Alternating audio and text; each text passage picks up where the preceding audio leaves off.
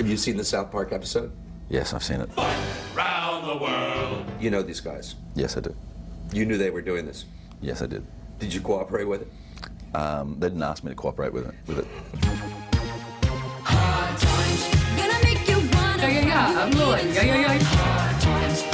You eat fish sticks because I have skinny jeans on.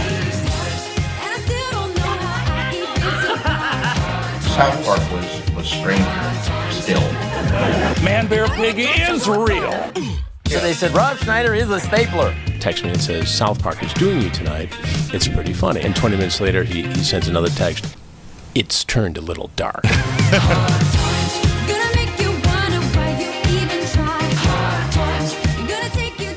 Okay, listen, I could give plenty of excuses for why it's been 3 months since I last uploaded. I could mention how I experienced what some of you may know as the annual 2-week Minecraft phase. Hang on. Oh, my dude, behind you! No, don't keep him away! I could talk about how I got sick or how I started scripts for like 3 different videos and scrapped all of them, but you guys don't care about any of that, so let's skip that. You see, I had the bright idea to come back with a bang, open 2025 with something big, so I decided to do something I've been sitting on for a while now. Every South Park celebrity parody explained. I mean, South Park has become known for its celebrity parodies. I'm sure there's a ton of stuff to talk about with this. I can explain the context behind them, as well as the reactions from the celebrities afterwards. It'll be great. And as I clicked onto the South Park wiki to begin researching, I thought to myself, this will be awesome. How hard could this... Yeah, in hindsight, I definitely did not realize how much work this was going to be. Now, I knew that the majority of these were minor appearances, basically cameos or references to a celebrity with no substance, so I immediately hopped into Google Sheets and began sorting the list of 500 celebrities. So, here was my criteria to be included. First of all, no historical or religious figures, so no Benjamin Franklin or Jesus or anything like that. There are so many of these types of appearances throughout the show that it would really bog down the list. Secondly, they have to have at least a somewhat substantial role. Now, this was up to my own interpretation, but the way I saw it is that the celebrity needs to be more than just a prop or just used for a throwaway joke. They need to have some relevance to the story. And lastly, the show does this thing a lot where they use a character to represent a celebrity rather than featuring the actual celebrity, for example, Donald Trump. And because of that, those celebrities probably won't be featured on the South Park wiki, which means it's up to me to remember them. Which means there will definitely be some parodies missing that I either forgot or just didn't catch on to, so please forgive me. I'm also not really going to talk about Garrison and his Donald Trump parody because at this point we've all seen it a million times. It's been so overdone that I just don't even really want to talk about it, and not to mention the fact that it would take so long to talk about all of it that it would add like 30 minutes to this video, which I really think is long enough already. I really did my best to narrow this massive list down and ended up with roughly 150 celebrities we're going to talk about, which is still a ton, but a much more manageable number in comparison. For each of them, I'm going to try to give context as to who the celebrity is, why they were parodied, and their reaction to the parody if they had one. But there is a 100% chance I did all of that and still forgot someone that of course is the one that you were most excited for me to talk about, so feel free to vent all of your frustrations in the comments below. And also, this isn't a sponsor, but I did want to give a quick shout out to southpark.wiki.gg, aka the South Park Archives, because this video as well as the existence of my channel would be just impossible without them. And if you're into South Park or just want to know something specific about it, I highly recommend you check out this website, because essentially anything you would ever want to know about South Park is on southpark.wiki.gg. They also just need our support more than ever after moving from the southpark.fandom website for like a whole bunch of controversy I'm not going to get into. But basically what you need to know is that if you like South Park as well as my channel, please go support southpark.wiki.gg, because without them, I would be out of a job. So the first thing to do is to rapid fire through all of the celebrities that fit the criteria but didn't play a substantial enough role to actually be included in the list. So let's do that. Aaron Brown, Al Pacino, Albert Brooke, Afro Ninja, Alex Sopranos, Ali Carmini, Allen Ginsberg, Owen Brown, Andrew Cuomo, Andy Richter, Andy Warhol, Angela Merkel, Angelina Jolie, Anthony Jones, Anthony Fauci, Anthony Gutierrez, and Anurag, Sarah Boy, Arnold Schwarzenegger, Rob Gatsby, Arthur, Ben Roethlisberger, Benny Hill, Bill O'Reilly, Bill Clinton, Blink-182, Bob Denver, Bob Saget, Bobby Flay, Boris Johnson, Boston, Brent Mercer, Brett Favre, Brian Dennehy, Brooke Shields, Bruce Willis, Brian Adams, Buddy Ebsen, Buddy Meredith, Carolyn Monzo, Carrot Top, G. Lo, Charlie Rose, Charlie Sheen, Chris Christie, Chris Crocker, Cindy McCain, Clarence Thomas, Cliff Tucker, Cliff Rotten, Colin Kaepernick, Condoleezza Rice, Corey Hart, Dale Earnhardt Jr., Dane Cook, David Patrick, Daniel Staub, David Carradine, David Duchovny, David Hemmings, David Sackler, David Spade, Dean Martin, Deborah Carroll, Princess Diana, Dick Cheney, Dilly Rowell, Dio, DJ Am, Don DeLuise, Don King, Donald Rumsfeld, Don Reed, Dramatic Chipmunk, Drew Carey, Dwight Schultz, Ed McMahon, Edge, Elliot Spitzer, Ellen DeGeneres, Elvis, Emmanuel Lewis, Emperor Akihito, Emperor Kirihito, Enrique Iglesias, Eric Roberts, Eugene Levy, Fabio, Farrah Fawcett, Felipe Calderon, Fleetwood Mac, Francis Ford Coppola, Frank Sinatra, Fred Savage, Gary Coleman, Gene Siskel, George Burns, George Bush, George Pepper, Geraldo Rivera, Ghost Hunters, Giada De Laurentiis, Gigi Hadid, Gordon Brown, Gwyneth Paltrow, Han Sang-soo, Henry Gibson, Henry Winkler, Herb Villechase, Howard Stern, Lou Giannato, Hunter Thompson, Jay Leno, JJ Watt, Jack Osborne, Jack Lynn, Rita Smith, Jay Chaff, James Harden, Jamie Oliver, James Joplin, Jay Cutler, Jay Gruden, Jeff Goldblum, Jeff Gordon, Jeff Lopez, Jerry Garcia, Jerry Sanders, Jerry Springer, Jim Lehrer, Jimmy Johnson, Jim Walker, Jimmy Fallon, Jimmy Kimmel, Jimmy Stewart, Joaquin Phoenix, Joe Biden, Joe Strummer, John Cena, John D'Aquino, Jeff Hager, Jr., John Howard, John Hughes, John Robert, John Walsh, John Knoxville, John Cryer, Joseph Gordon-Levitt, Justin Bieber, Justin Timberlake, Justin Trudeau, Caroline Grimes, Kathy Kinney, Keanu Reeves, Kelly Osbourne, Kelly Ripa, Kellyanne Conway, Ken Watanabe, Kevin James, Kid Rock, Kim Jong II, Kobe Bryant, Kris Jenner, Kristen Miller, Kurt Cobain, Kurt Fuller, Kurt Loder, Kurt Russell, Lady Gaga, Lance Armstrong, Larry David, Matthew Baby, Laura Bush, LeBron James, Leonard Dunham, Leonard Maltin, Leonardo DiCaprio, Primus, Les Paul, Lester Holt, Lil Kim, Lionel Barrymore, Liza Minnelli, Lil York 15, Lucy K, M. Night Shyamalan, Madeline Dunham, Madonna, Gandhi, Marcia Wallace, Marilyn Chambers, Marilyn Manson, Mario Batali, Mark Wahlberg, Master P, Matt Hasselbeck, Matt Kenseth, Matt Lauer, Matthew McConaughey, Matty Van Hanen, Max Weinberg, Meatloaf, Metallica, Michael Buffer, Michael Dorn, Michael Douglas, Michael Jordan, Michael Landon, Michael Wilbon, Mick Jagger, Mike Pence, Mike Sorrentino, Mike Thompson, Bill Lane, Missy Elliott, Romney, Mr. T, Naomi Osaka, Natasha Richardson, Neve Campbell, Newt Gingrich, Nick Nolte, Nick Minaj, Nicholas Sarkozy, New Guy, Oscar Mayer, Pat O'Brien, Pat Robertson, Pat Sajak, Patrick Swayze, Paul Allen, Paul McCartney, Paul Schaefer, Paul Dean, Paul Lee, Penny Ascarate, Peter Tile, Bill Blass, Pope Benedict, Pope Francis, Pope John Paul, Queen Elizabeth II, Ryla Odinga, Renee Holland, Rancid, Randy Newman, Reese Witherspoon, Reese Witherspoon, Reese Friedis, Renee Diff, Richard Ricardo, Ron Tallman, Rick James, Rick Santorum, Robert Redford, Robin T, Ron Williams, Ron Stewart, Ron Paul, Ron Silver, Ron Zapalo, Rudy Giuliani, Rush, Russell Brand, Samuel Alito, Sarah McLaughlin, Sarah Jessica Parker, Selena Gomez, Sergei Shogi, Sergei Shoigu, Charlie Lewis, Shinzo Abe, Silvio Berlusconi, Simon McCoy, Cindy O'Connor, Snoop Dogg, Selena Moon Fry, Sonny Bono, Spike Lee, Star Wars Kid, Steve Bannon, Steve Scotty, Steve Forbes, Steve McNair, Stevie Wonders, Suzanne Summers, Sylvester Stallone, Paul Lasso, Taylor Swift, Ted Kennedy, Ted Koppel, Ted Turner, The Backdoor Boys, The Eagles, Tim Burton, Kenny Rogers, Tina Tim, Tom Thielen, Tom Green, Tom Hanks, Tom Hardy, Tom Shane, Tom Zizek, Tony Bennett, Tony Danza, Tony Gordon Hazer, Tony Stewart, Toto, Tupac, Tutu, Brandon White, Vincent Van, Vladimir Putin, Walter Cronkite, Walter Matthau, Ween, Woody Williams, Whoopi Goldberg, Will Barton, William Shatner, Wolf Blitzer, Yasmin Bleak, Yukio, Tatayama, Yvonne Finner, Zach Galifianakis. Alright, so if I don't talk about a specific celebrity, check that list first before you go complain in the comments. So now, with the intro out of the way, let's get into it. This is every South Park celebrity parody explained.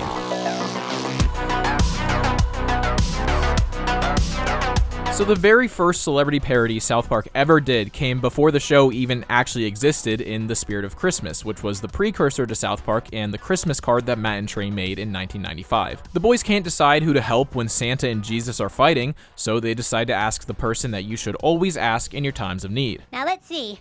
What would Brian Boitano do? Yeah, what would Brian Boitano do? Did someone say my name? Brian Boitano! Brian Boitano was an American Olympic figure skater and was seemingly selected kinda randomly to be the target of the boys' admiration. In the special, he explains the true meaning of Christmas to the boys, who share what they've learned with Jesus and Santa. He would make his next appearance a few years later with the release of South Park Bigger, Longer, and Uncut, where the boys would dedicate an entire musical number to worshiping him like some kind of superhero. What would Brian Boitano do if he was here right now? He'd make a plan and he'd follow through. That's what Brian Boitano do. Brian Boitano has always greatly appreciated his appearances in the show, saying that he was worried about being portrayed negatively in the film, but he went to see the movie in theaters by himself and was shocked by everyone laughing and enjoying his part in the film. Since then, Brian Boitano has kind of fully embraced being part of the South Park lore. Shortly after the release of the movie, he sold What Would Brian Boitano Do t-shirts and donated the proceeds to charity, which, funny enough, he actually had to get permission from Matt and Trey to use the phrase on a t-shirt, even though it's literally his own name. He was also pretty much the only celebrity that South Park parodied that agreed to appear on the VH1 documentary about the show. What's going on, kid? Other than giving me a lisp that I don't have, I thought the whole scene was funny. And he would even get his own cooking show on the Food Channel back in 2007 called What Would Brian Boitano Make? And of course, they even used the song from the movie as the theme music. Not to mention the fact that he's actually done figure skating routines to the song. And even to this day, all of his social media profile pictures are his character from The Spirit of Christmas. As you'll begin to notice as we go through this video, this is probably one of the most positive reactions to being parodied on South Park, and it's weird because it kind of set the blueprint for how you should react to it, and yet very few of the celebrities actually learn that lesson. Now, when South Park really began to gain its popularity in season 1, they would actually have some celebrities come to them to ask to play some roles on the show. Now, Matt and Trey, being Matt and Trey, thought it would be very funny to offer these big celebrities very minor, unimportant speaking roles. So when George Clooney asked to be on the show, he was given the role of Sparky the gay dog, which he would provide some of his own barks for. George Clooney would also guest star in the movie as well as the doctor trying to save Kenny. And later in the season, when Jay Leno would ask to be on, he would play the role of Cartman's cat, Mr. Kitty. Apparently, in season 1, Jerry Seinfeld also offered to voice a character, but he ended up declining the role that was offered to him of Turkey Number 2, which, knowing Jerry Seinfeld and how egotistical he seems to be at times, that's not really surprising. Of course, celebrity parodies have been a staple of South Park since the very beginning, as their very first episode following the pilot targeted Kathy Lee Gifford. In this episode, she has a planned visit to South Park after Cartman won an essay competition. The only problem is Mr. Garrison has a history with Kathy Lee since she beat him in a talent show when they were children. Mr. Garrison never forgot and decides the only rational thing to do is to kill Kathy Lee. He is unsuccessful, and Kathy Lee makes it out of South Park, hooking up with Chef on the way out. Compared to what's coming, Kathy Lee basically got off scot-free 3, they really don't even make fun of her at all. It's pretty clear that at this point they were still testing the waters. Kathy Lee would also make a few cameos on the show throughout the years, including coming to Chef's funeral in season 10. Though Kathy herself has never responded to her appearance as far as I can tell, she does hold the distinct honor of being the first real celebrity parody in South Park, which, if I had to guess, probably isn't much of an honor to her. The next celebrity appearance would come in the very next episode when Cartman tells the boys about the legend of Scuzzlebutt, a monster living on the mountain that weaves baskets, has celery instead of a hand, and instead of a leg has... There's nothing but Patrick Duffy. Patrick Duffy? And that's pretty much it. Why does Scuzzlebutt have a Patrick Duffy leg? We may never know. Oh my god! Look at his leg! Hi kids, I'm TV's Patrick Duffy. The legendary Elton John would make his first appearance 2 episodes later, where he joins Chef to serenade an elephant and a pig. Ooh, tonight. Oh, it's right. Ooh, tonight is right for love. Love craving on. Now, at this time, Elton's voice was being done by Trey Parker, but as it turns out, Elton John was a fan of South Park, which is part of the reason he would agree to voice himself in the season 2 episode Chef Aid. In the episode, it's revealed that Chef actually helps jumpstart Elton's career, so he's willing to help Chef when he's being sued by a big record label. He even performed the song Wake Up Wendy for the Chef Aid album. Wake up, Wendy. Smell the coffee. Dude, that's your song for Wendy! We're going to talk more about this episode later since it actually has a ton of musicians voicing themselves in it. Elton would make some cameos throughout the rest of the show, including sitting with Kathy Lee at Chef's funeral and meeting Randy when he's writing a Broadway musical. But Elton is one of the rare examples of a celebrity that was on South Park without really being criticized at all, and it's pretty clear to me that Matt and Trey have a lot of respect for him as he does for the show. The same can't be said for our next celebrity though. You know, I always assumed that someone we'll talk about shortly was the first celebrity to really get torn into on South Park, but oh my god. But that's only because I forgot about Sally Struthers. Hey, who's that fat chick? Sally Struthers, dude. She used to be on Full House. Oh. Now, for context, Sally Struthers became kinda notorious in the 90s for those commercials asking to help feed starving kids in Africa, so in Starvin' Marvin, they portray her as morbidly obese. It turns out later in the episode that she was actually hoarding all of the snacks for herself, hiding them from the Ethiopians. She would return in season 3 for Starvin' Marvin in Space, in which she would be the stand-in for Jabba the Hutt. Now, according to Matt and Trey, they heard that Sally Struthers was actually a pretty big fan of South Park up until this point, and apparently the first episode really hurt her feelings. Now, Matt and Trey claimed the reason that they did this was because they thought it was super ironic for someone who was fat to be standing in front of these starving kids talking about what you could do to feed them, claiming they have nothing against her personally, they just saw it as an easy target. And apparently this was a rather common sentiment at the time. I found this parody from a sketch comedy show that came out around the same time that was pretty much the exact same idea. Now, I wasn't even alive at the time of this, and I only know of Sally Struthers from this episode, so I looked up these commercials expecting a comically obese woman, and this is what I saw. So I feel like I must be missing something. Like, is she really fat enough for this parody to even make sense? Like, maybe she's a little overweight, but as far as I can tell, that's kind of the full extent. Was this just like a shared delusion in the 90s that Sally Struthers was so fat she could have her own TLC show? Like, I really don't get it. But whether warranted or not, Sally would have the unique privilege of being the first celebrity South Park really made fun of. So there's that, I guess. The next celebrity parody would come a few episodes later when Mr. Garrison would get a nose job. After the surgery, his entire face would be replaced with an actual photo of David Hasselhoff, giving Mr. Hasselhoff the unique honor of being the first celebrity to be parodied with their actual face, which we'll see more of later. This ends up ruining Mr. Garrison's life because he is constantly being swarmed by hordes of women, so clearly David didn't have much to be offended about. We'd get a callback to the Hasselhoff face in the South Park video game, The Stick of Truth, in which you can equip the face if you get a nose job. Now, remember like a minute ago when I said that I thought a different celebrity was the first to be made fun of in South Park? Well, that celebrity was Barbra Streisand. Barbra Streisand is perhaps the most iconic celebrity parody in the history of South Park. In fact, Barbra Streisand has earned the title of being Matt and Trey's most hated celebrity. You seem to enjoy mocking Barbra Streisand. It's not, we're not mocking Barbra Streisand, we hate her. We hate her. And it's like... Her first appearance of many would come in the episode Mecha Streisand, where she plays the role of a villain trying to steal a relic from the boys to take over the world. Do you know who I am? No. Oh, I bet you do. I'm going. Stop that! She's portrayed as very egotistical and annoying, even torturing the boys by singing to them until they finally give her the relic. Damn your black heart, Barbra Streisand!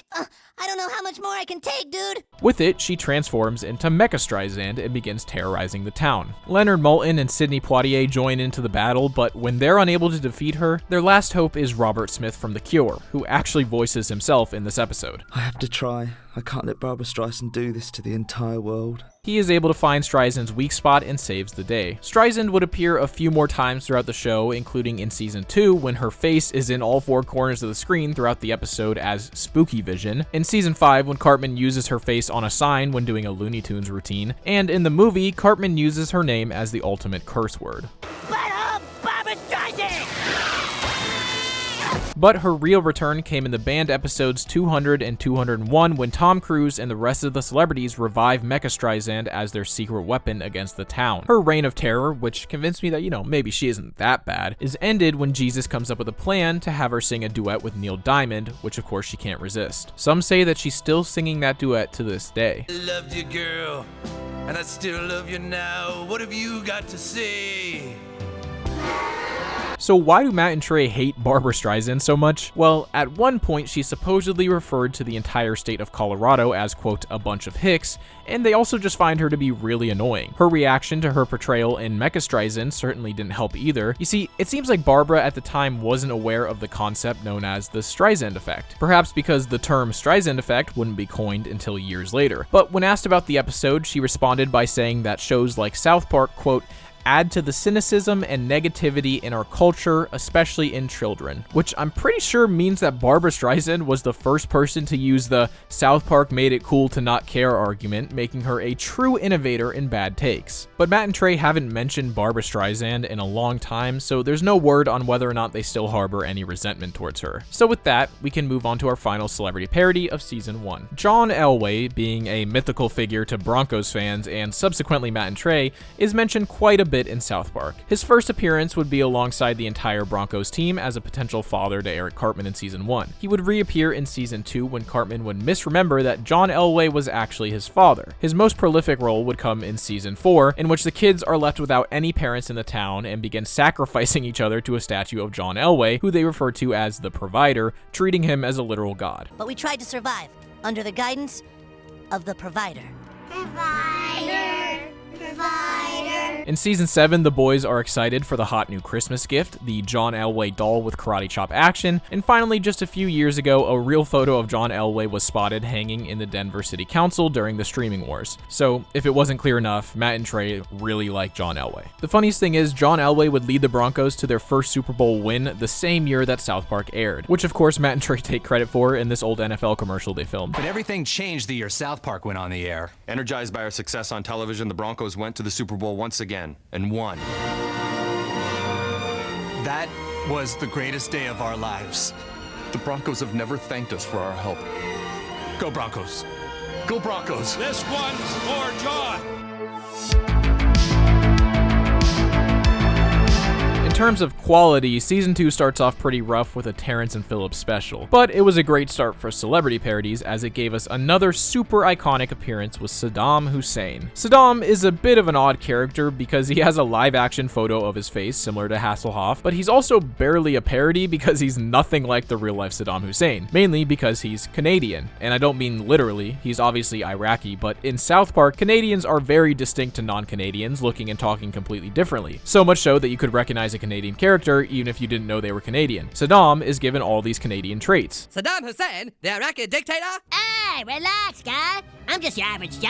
Take a rest. Now, I don't officially know the reason for this, but my guess is that it's because he first appeared in this Terrence and Phillips special where everyone is Canadian, and they kind of just rolled with it. Also, it's just objectively hilarious to make this Iraqi dictator Canadian for no apparent reason. His first appearance sees him attempt to take over the Canadian government, but this attack is stopped in the most Canadian way possible. He would make his second appearance a few years later in the movie Bigger, Longer, and Uncut, where he would play the role of the main villain. Now he's in a gay relationship with Satan and is a rather toxic partner, doing everything in his power to manipulate Satan and establish himself as the ruler of Earth when they invade. Cartman ends up putting a stop to him using the powers of Barbara Streisand, and Satan dumps him for good. In season 4, he returns to hell once again to Satan's surprise. I killed you. Yeah, you killed me. So? Where was I gonna go? Detroit? He continues his toxic relationship with Satan while Satan tries to move on with a new man, but in the end, Satan decides he just wants to be single for a while. And as punishment, Satan sends Saddam to heaven, where he's forced to spend the rest of eternity with a bunch of Mormons. We're just about to do a play about how much stealing hurts you deep inside. Come join us. Yes, Come let's on. go. You're here forever. His next appearance would come in season 6, in which he's suspected by the US of building weapons in heaven, which of course he is, but this never goes anywhere. His final appearance would come in season 7, when he is revealed to be the new Prime Minister of Canada in a Wizard of Oz parody. No explanation as to why he came back to life, but this ends up being his final appearance in the show. But how did the real-life Saddam react to a South Park parody? Well, you probably would expect him to have not seen it, considering he was, a dictator, but as it turns out, that's not the case. According to Matt and Trey, they were told that Saddam was actually shown the movie while being held in prison by Marines. They claimed that he was actually shown it repeatedly, and apparently he enjoyed the movie. Matt and Trey would even receive a signed picture of Saddam Hussein, which they claimed to be one of their biggest career highlights. But another celebrity was also featured in this Terrence and Phillips special, that being Celine Dion. She actually is Canadian, so her design makes sense. She plays the role of Terrence's wife and cheats on him with Ugly Bob. The fact that it's Celine Dion is honestly kind of irrelevant to her character. She basically just takes the namesake, although she was mentioned during one of the musical numbers in Bigger, Longer, and Uncut. So now we have arrived at a celebrity parody that was so iconic that it is referenced as an actual term used amongst those in the legal world. We're of course talking about Mr. Johnny Cochran and his Chewbacca defense. Johnny Cochran was the lawyer who got O.J. Simpson off, and for the youngins that don't know, O.J. Simpson was an NFL running back who became notorious for doing the unthinkable, rushing for over 2,000 yards in a single season. An incredible feat, really, only matched by a handful. He also became known for some other stuff as well. But the episode Chef Aid parodies Johnny Cochran's methods as a lawyer. Chef is sued by a major record company, and Cochran is the prosecuting attorney. His Chewbacca defense comes out in full force, questioning why Chewbacca lives on Endor. Chewbacca is a Wookiee from the planet Kashyyyk, but Chewbacca lives on the planet Endor. Now think about that. That does not make sense. Why would a Wookiee, an 8-foot-tall Wookiee, want to live on Endor with a bunch of 2-foot-tall Ewoks? That does not make sense. Look at me. I'm a lawyer defending a major record company, and I'm talking about Chewbacca. Does that make sense? Ladies and gentlemen, I am not making any sense. None of this makes sense. They also parody his rather flamboyant cadences and tendency to use rhyme schemes in his defense. And so you have to remember, when you're in that jury room deliberating and conjugating the Emancipation Proclamation, does it make sense? Of course, this defense is absolutely bulletproof, and it ends up getting Chef sent to prison. Later, Cochran has a change of heart and decides to represent Chef instead. He again uses the Chewbacca defense, which of course is successful, and gets Chef off scot-free. If Chewbacca does not make sense, you must acquit.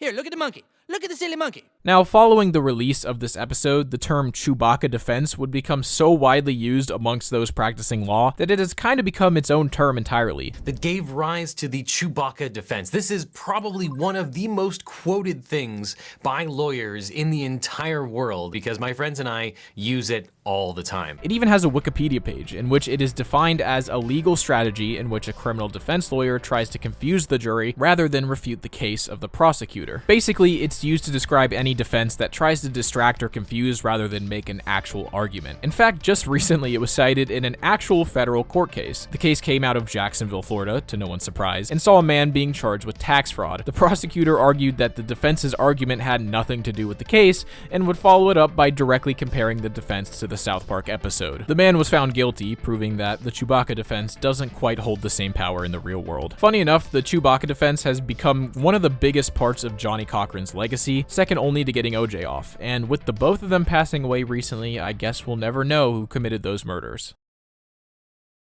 Speaking of the episode Chef Aid, this episode actually has a ton of guest stars and celebrity parodies. Chef is sued by a record label after they stole his song and gave it to Alanis Morissette. So the boys decide to host a charity concert with all the proceeds going to Chef's legal defense. It turns out Chef helped a bunch of musicians and basically kickstarted their careers, so all of these musicians decide to perform at Chef Aid. The guest stars include Rancid, Ween, Primus, Elton John, Meatloaf, Rick James, and Joe Strummer. A few of these musicians would even appear in a mockumentary on Comedy Central, where the celebrities would discuss how Chef had an impact on their life. Ozzy Osbourne would also make an appearance, and he'd end up biting Kenny's head off mid-performance, a reference to when he bit the head off a bat on stage. A couple episodes later, we'd get a Christmas episode that would feature everyone's favorite Jolly Fellow, Charles Manson. Charles Manson was a cult leader and convicted murderer. In the episode, the boys visit Cartman's grandma for the holidays, and while there, Cartman's uncle escapes from prison and tries to stay with the family. The only issue is he brought his cellmate, Charlie. Charles is exactly as deranged and psychotic as you'd expect him to be, but as the episode continues, he keeps watching this parody of the Grinch, where he begins to learn the true meaning of Christmas and the importance of family. In the end, he even teaches the boys a lesson before being sent back to jail.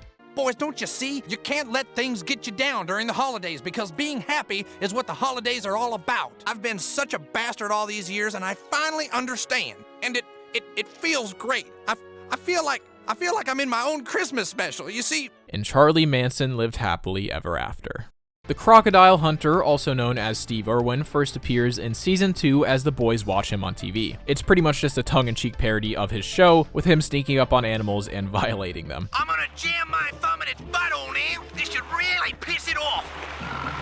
Oh yeah, that pissed it off all right. No controversy there. I can't exactly say the same for the next time Steve Irwin showed up though, because in Season 10, Satan hosts his elaborate birthday party with all of the biggest celebrities attending. Also in attendance is Steve Irwin, who in real life had died to a stingray only a month before the release of this episode. And of course, he is portrayed with a stingray still sticking out of his chest. For obvious reasons, this was pretty controversial, with Steve's wife making a statement about how cruel it was to mock him and being worried about her kids seeing it. To many, it was just too soon. In fact, the show itself even says that. You know, the whole crocodile hunter thing, it's just a little soon, you know? I mean, he just died a few weeks ago and it's just not super cool. You gotta leave. Matt and Trey were actually surprised by this controversy since they felt like they've done a lot of stuff way worse than that, and it was pretty well established that everyone in South Park universe goes to hell except for Mormons and Saddam Hussein, I guess. Not to mention Norm Macdonald did a whole bit about his death on a talk show only 10 days after his death, so it seems a little weird to only target South Park for this. I don't know, people call me and then they're shocked. Oh, hey, you wouldn't believe it, who got killed? The crocodile hunter. And they were like, he was 44 years old. I'm like, that's a ripe old age for a crocodile hunter. He'd make his final appearance in 200 as one of the celebrities suing the town, as is the case with pretty much every celebrity that was parodied up to season 14. But it's me, Satan, Steve Irwin. I am the crocodile hunter. Oh, but then, dude, no costume. Sorry, you gotta go. Wait, I thought we were friends!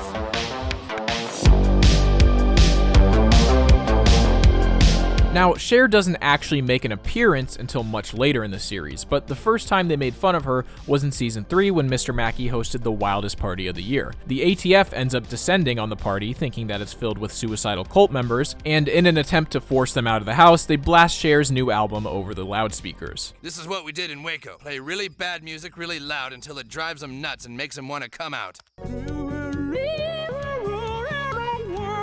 Nobody can stand this much Cher. That's great music, Mr. Mackey. What is that? Oh, this is Cher. This is her new album. Well, hell, turn it up. Also, this was definitely another piece of early foreshadowing at Garrison's sexuality. She'd make some brief cameos throughout the show, like in Season 5 she would make her first appearance, but my favorite reference to Cher comes from the Fractured But Whole video game, in which you can unlock an attack that uses loudspeakers to play the same song from Season 3. Her final appearance would come years down the road in Season 20, in which she performs in the waiting area for the SpaceX flight to Mars after Trump wins the election. Oh, God damn it, is that Cher?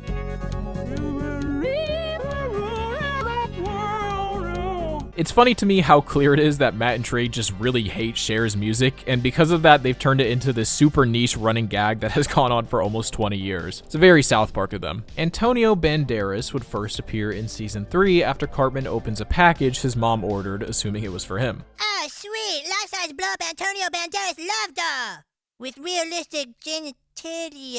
He carries it around throughout the episode, flexing it to his friends, clearly unaware of its true purpose. Now, what makes this one so great is that it would become a running gag throughout the show, making appearances in Cartman's house at least 10 times over the course of 21 seasons and in The Stick of Truth. It's one of my favorite running gags in the show, but there's no word on how Antonio Banderas feels about it. In the same episode, we'd get another guest appearance, this time from the nu metal band Korn. They would voice themselves throughout the episode Korn's Groovy Pirate Ghost Mystery, in which they would basically recreate an episode of the classic Scooby-Doo cartoon, driving around and solving mysteries. They're portrayed as incredibly wholesome young men who simply enjoy solving mysteries.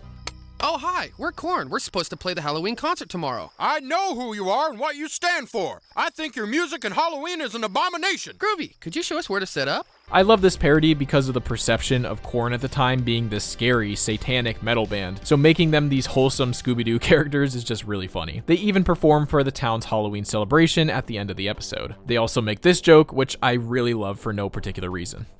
Korn powers vitalize! Monkey, David, Fieldy, Head, Jonathan, Form of Korn.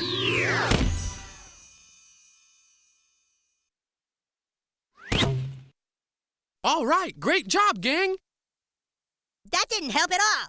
We know, it's just cool to do. When the 3rd grade class performs their recorder routine, they are guided by legendary saxophonist? Saxophonist? They are guided by legendary saxophone player and composer Kenny G, as well as the wife of John Lennon, Yoko Ono. Yoko Ono was likely parodied because of her bizarre musical performances and claims that she was the reason the Beatles fell apart. She works alongside Kenny G to get the 3rd graders ready to perform. Kenny G receives the honor of molesting Mr. Garrison after Mr. Garrison's father hired Kenny to do so in place of himself in order to help Mr. Garrison get over the horrible childhood trauma of never being molested by his father, which is probably one of the most insane sentences I have ever spoken out of context, although I don't think the context would help all that much. No word from the real-life Yoko Ono, but Kenny G took the whole thing pretty well. That phrasing is terrible, considering he expressed how cool it was to be featured on South Park.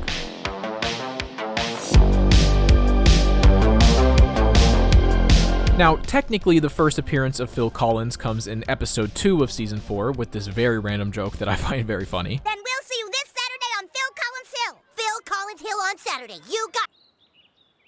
But his first real appearance is in the very next episode, in which he is offended by Timmy and the Lords of the Underworld, feeling like they're making fun of Timmy, so he tries to sabotage the band and get them to break up. You may notice that he's clutching an Oscar, and that's because shortly before this season released, the song Blame Canada was nominated for Best Original Song at the Oscars, where it would end up losing to You'll Be in My Heart from Tarzan, which of course would give Phil Collins the Oscar. So, for seemingly no reason other than sheer pettiness, they included him in this episode. He is portrayed as arrogant and boastful despite his music being pretty terrible. I'd like to sing the complex and amazing song that won me the Oscar. You'll be inside of me. Deep inside of me. He steals Timmy's spot as the main act at Lollapalooza, but as soon as everyone stops taking Ritalin, they stop liking his music, and Timmy gets to perform after all. He ends up with the Oscar in a pretty unpleasant place. As far as I can tell, this parody was solely a result of Matt and Trey's pettiness over losing the Oscar. Apparently, they even claimed that they were expecting to lose the Oscar, just not to Phil Collins. Write a song that's like loses to a Phil Collins ballad. Like that's... You've been nominated for an Oscar, all Off, dude. Sorry, is that a Lost to Phil Collins. To lose to Phil Collins especially, it's really hurt me a lot, and I'm ready to do some heavy drinking. They also claimed on Conan that they had overheard him being annoyed by their choice of dress to the Oscars, which I can't imagine why. Phil Collins was mad. Yeah, he was like, this is a very serious event. Yeah, but it really was. An angry Phil Collins. Yeah, screw him. But, you know, it was... But there's an entire compilation of Matt and Trey just hating on Phil Collins for no reason, and it makes it one of the funniest one-sided beefs in history. Of course, Phil Collins would reappear in the episode 200, but he would be killed in a bombing orchestrated by the Ginger Kids. In the same episode, they would also parody Christina Aguilera, although her appearance was more of a single joke, as Cartman begins to hallucinate pink Christina Aguilera monsters while on Ritalin. This is such a small joke that normally I wouldn't have even included it, but I just found it really funny, so I felt like I needed to mention it. Christina Aguilera, she's on my back! Ah! In the next episode, the Attorney General at the time, Janet Reno, makes an appearance in order to send a group of quintuplets back to Romania. This is a parody of the real-life story of Elian Gonzalez, a boy from Cuba who was sent back to his father in Cuba after arriving in the US on a raft. Janet Reno was the person who rejected the family court's jurisdiction and set a deadline for him to be sent back to Cuba. It all culminated in a federal raid in which Elian would be captured and returned to his father. The episode recreates the raid with a fun Easter twist, with Reno wearing an Easter bunny costume during it. This one is based on a pretty wild story that I wasn't even familiar with when I first watched the episode, and as far as I can tell, Janet never had anything to say about her portrayal. In the episode Trapper Keeper, Garrison is having trouble with the election for kindergarten class president, so someone stops by to help. My God, what is that thing? Children, there's some huge bulbous monstrosity heading for the classroom. Hello, kids. That's my aunt, Rosie O'Donnell. This whole situation is a parody of the 2000 election, and Rosie is kind of meant as a representation of all the annoying Hollywood celebrities that think they know better than everyone else. Garrison even goes on a long rant about it, in which he kind of spells it all out. People like you preach tolerance and open-mindedness all the time, but when it comes to middle America, you think we're all evil and stupid country yokels who need your political enlightenment. Well, just because you're on TV doesn't mean you know crap about the government. She also inadvertently helps defeat the giant Akira monster that Cartman becomes, don't ask, by being swallowed by him and making him sick. Get out of my way! Oh no! Now there's two of those things! No, I think that other thing is Rosie O'Donnell. Huh?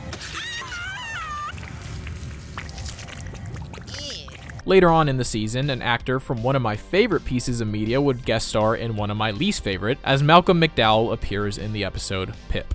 Hello, I'm a British person. He's probably the funniest part of the episode, and he occasionally interjects some narration throughout. And I don't really want to talk about this episode any more than I already have, so let's just move on. He was schooled in several languages. He was taught fencing and marksmanship, and he was shown how to dance and how to eat box. The final celebrity parody of Season 4 would come in the episode Fat Camp, when Chef sings his iconic prostitute song alongside James Taylor. This one is very reminiscent of the Elton John parody in the first season, as Trey does his best James Taylor impression. A prostitute is like any other woman, they all trade something for sex, and they do it well.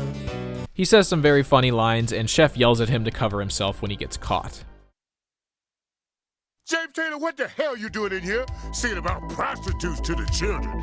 Get out of here.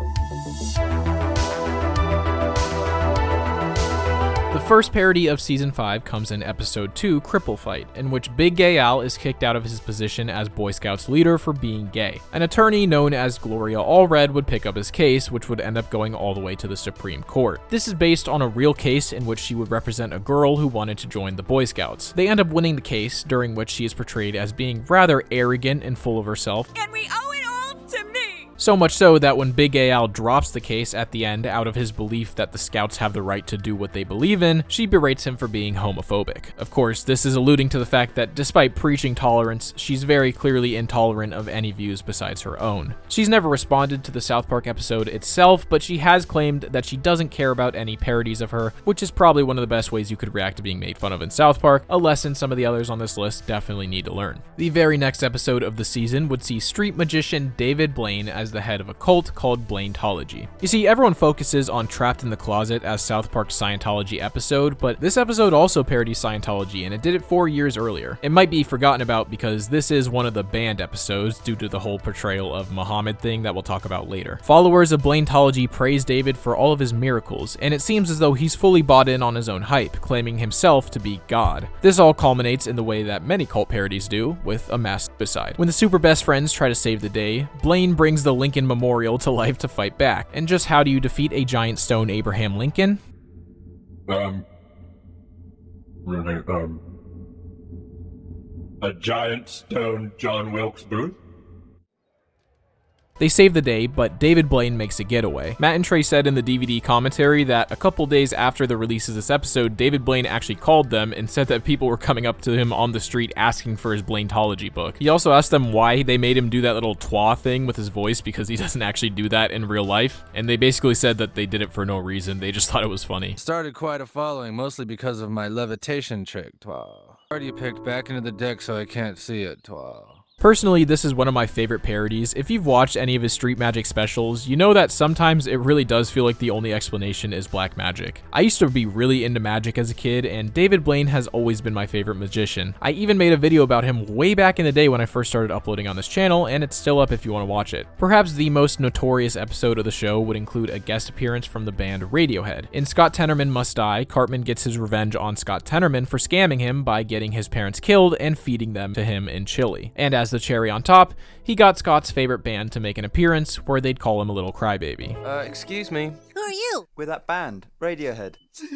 Jeez, what a little crybaby. You gonna cry all day, crybaby? You know, everyone has problems. It doesn't mean you have to be a little crybaby about it. Come on, guys, let's go. This kid is totally not cool. Yeah, that's the most uncool kid I've ever met. Little crybaby. Apparently, the real-life band loved the idea of Scott's parents being made into chili, and that sense of humor is probably part of the reason they agreed to voice themselves in the first place. You know, it feels kind of weird calling someone like Osama bin Laden a celebrity, but shortly after 9/11, South Park would release the episode episode, Osama bin Laden has farty pants, which basically plays out like a Looney Tunes episode where Osama bin Laden is the punchline. It's a pretty hilarious parody with Cartman playing the role of Bugs Bunny and Osama playing Elmer Fudd. It's honestly the best way they could have done this parody, since I don't think anyone at the time wanted to hear some nuanced satirical breakdown of terrorism, and Matt and Trey recognized this, so they just decided to clown on the dude. He would also appear in Christopher Reeve's Legion of Doom and 200, but his final appearance would come in season 14, in which Randy asks him and Al-Qaeda for help in fighting off the expansion of New Jersey.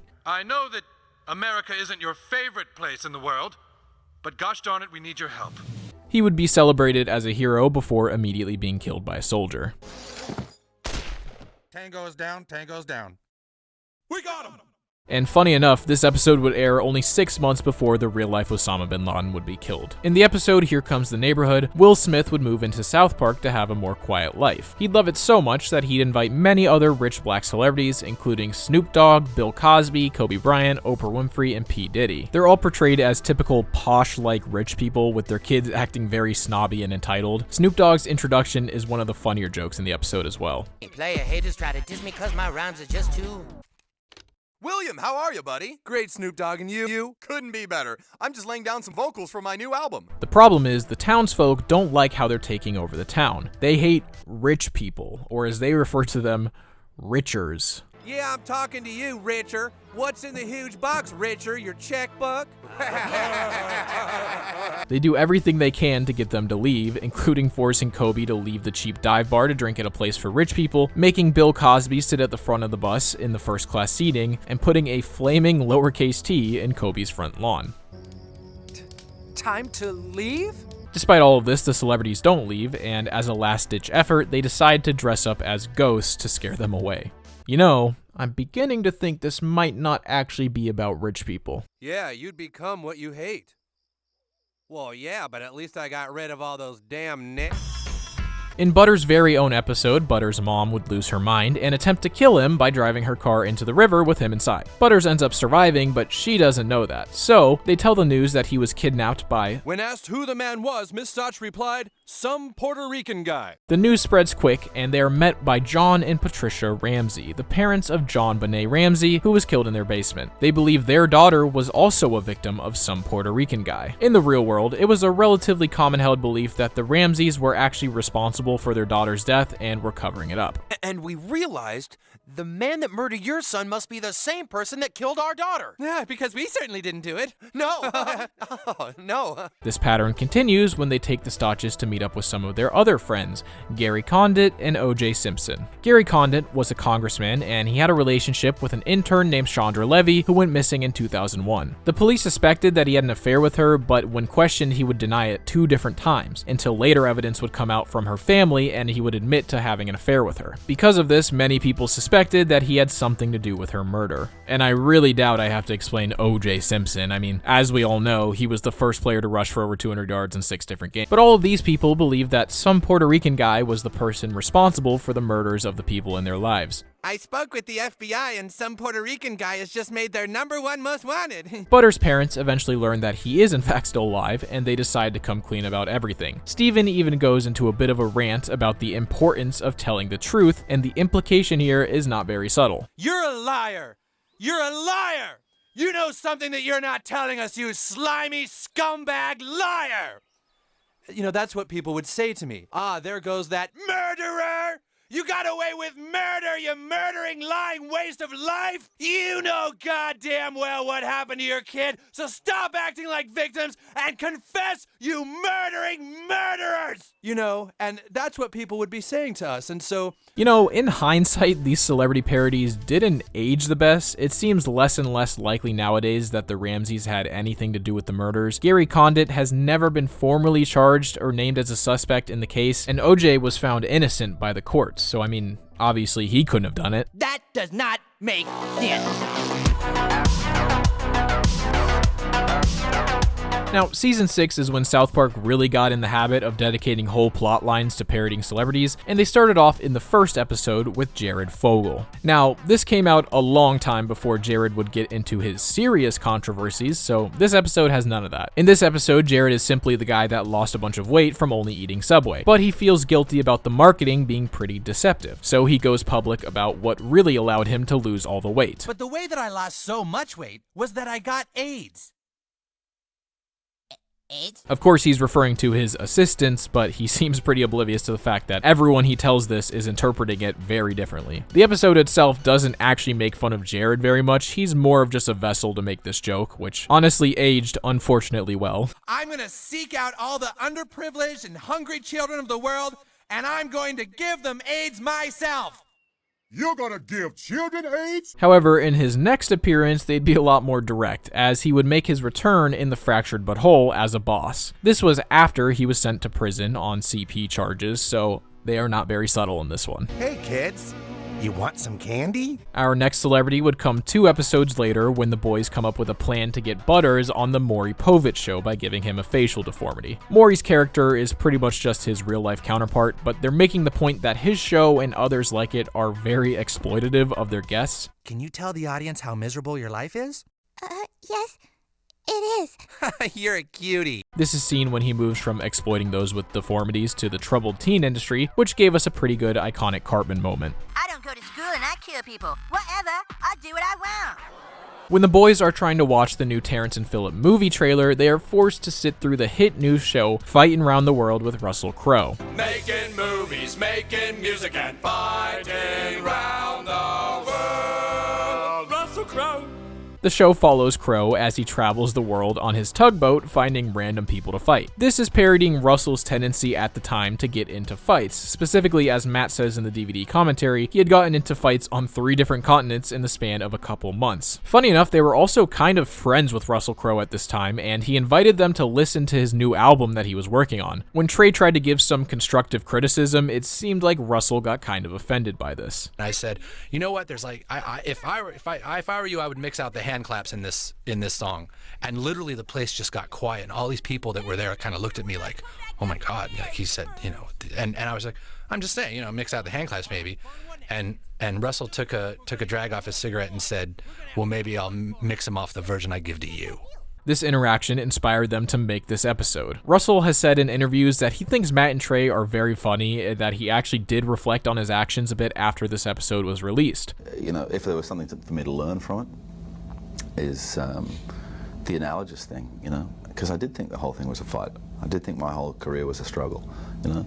Matt and Trey claimed that he would still be friendly with them years later, so obviously he didn't take it to heart. He would also reappear in 200 as one of the celebrity's strongest fighters. This episode also gave us one of the catchiest songs in the show, so at least he has that. He loves to act, but he loves one thing more: fighting round the world. When Cartman makes the discovery that you can crap out of your mouth if you put food into your ass, it would become a huge trend that eventually made its way to cooking shows. And who better to showcase it than Martha Stewart, who would have her own segment where she would eat an entire turkey. She would be interrupted by some federal employees during the segment, a reference to her real-life insider trading case, but she would finish off the segment without an issue. Later in season 13, they'd call back to this gag when queefing is all the rage, and she'd show some fun ways to make your queefs more festive.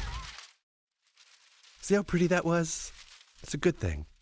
Martha's response to her depiction seemed pretty on brand, replying to someone inquiring about it on a Reddit AMA, quote, I thought it was really cute. Now, it's no secret that Matt and Trey are huge Star Wars fans, and when George Lucas began to retcon and change the original trilogy, they were pretty upset. Steven Spielberg had also changed some things in E.T. and planned on going back and changing Raiders of the Lost Ark, and this made Matt and Trey even more upset. This episode sees both of them as the villains attempting to alter Raiders of the Lost Ark as the boys try to stop them. This all culminates in a parody of the ending of Raiders of the Lost Ark, in which the altered version is screened and kills everyone who views it. Matt and Trey's view was that if you're making art, it's wrong to go back and change it over time, since art's value lies at least partially in the representation of a time period. Look, if the Beatles went back and updated the White Album every few years, what would we have now? Yeah, these guys are only motivated by money, Ted. Think about it. Spielberg, Jew. Lucas, Jew.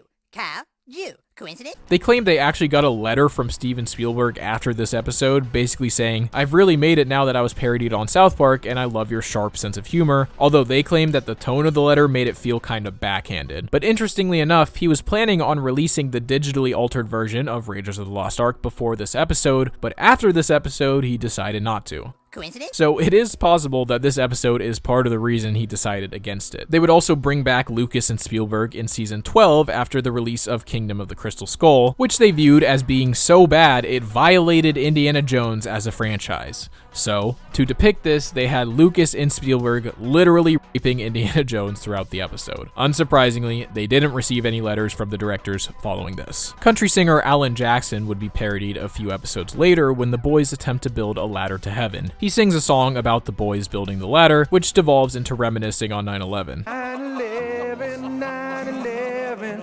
9/11, 9/11. Thank you. I have a new CD out with all my 9/11 songs for sale right here. This is a parody of Alan Jackson's song about 9/11 that they viewed as pretty inauthentic and just an attempt to capitalize on people's emotions towards a tragedy. In hindsight, this has aged pretty well. And now he's here once again to capitalize on people's emotions. Now, one of their more ruthless parodies came at a pretty unexpected target when they made fun of John Edward, a self-proclaimed psychic medium who had a TV show in which he would claim to speak to the dead. Kenny's soul was trapped in Cartman's body at this point, for reasons I will not explain here, and Chef takes the boys to John Edward to see if they can help. They quickly realize that it's all BS, except for Kyle, who believes that John is talking to his grandma, who's telling Kyle to join a Jewish school in New York. Kyle is totally bought in, but Stan doesn't buy it and goes to John's house to get him to admit to faking it. Throughout the episode, Stan continuously debunks everything John says, claiming he's giving people false hope and that he's just a big douche. Colorado, all I need you to do is just talk to him and tell him, the whole talking to dead people isn't for real. Maybe it is for real. Right, but it's not. It's a trick you do, and I need you to just let my friend Kyle know that so he can go on with his life. Look, what I do doesn't hurt anybody. I give people closure and help them cope with life. No, you give them false hope and a belief in something that isn't real. But I'm a psychic. No, dude, you're a douche. What if I really believe dead people talk to me? Then you're a stupid douche. Stan learns about cold reading, which is the technique that John uses to make it seem like he's a psychic. He tries to explain it to Kyle by demonstrating and gathers a crowd, but it just leads to everyone believing that he actually is a psychic. Okay, I'll just use an old standard. He's saying the money. Stop worrying about the money. Oh my God! My sister and I have been fighting over his inheritance! When a father dies, inheritance is usually an issue, and money is something everyone worries about.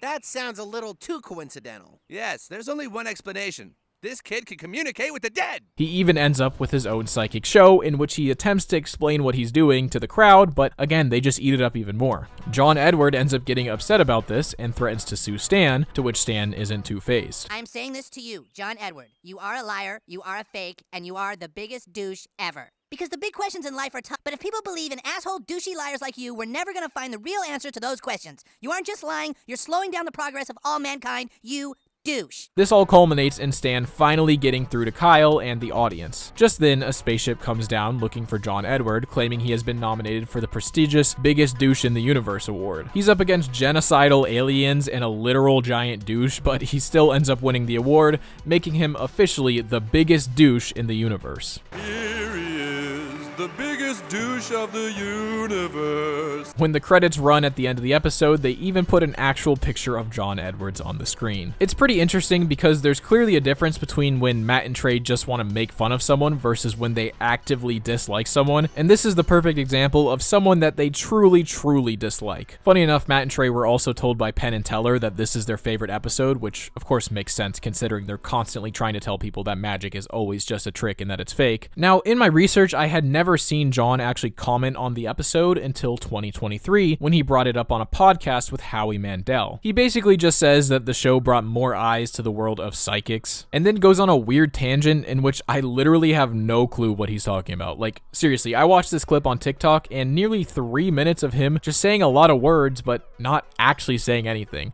And that would be South Park, where I hold the title of the biggest douche in the universe. Right. So I had to do something right somewhere in order to get my entire episode.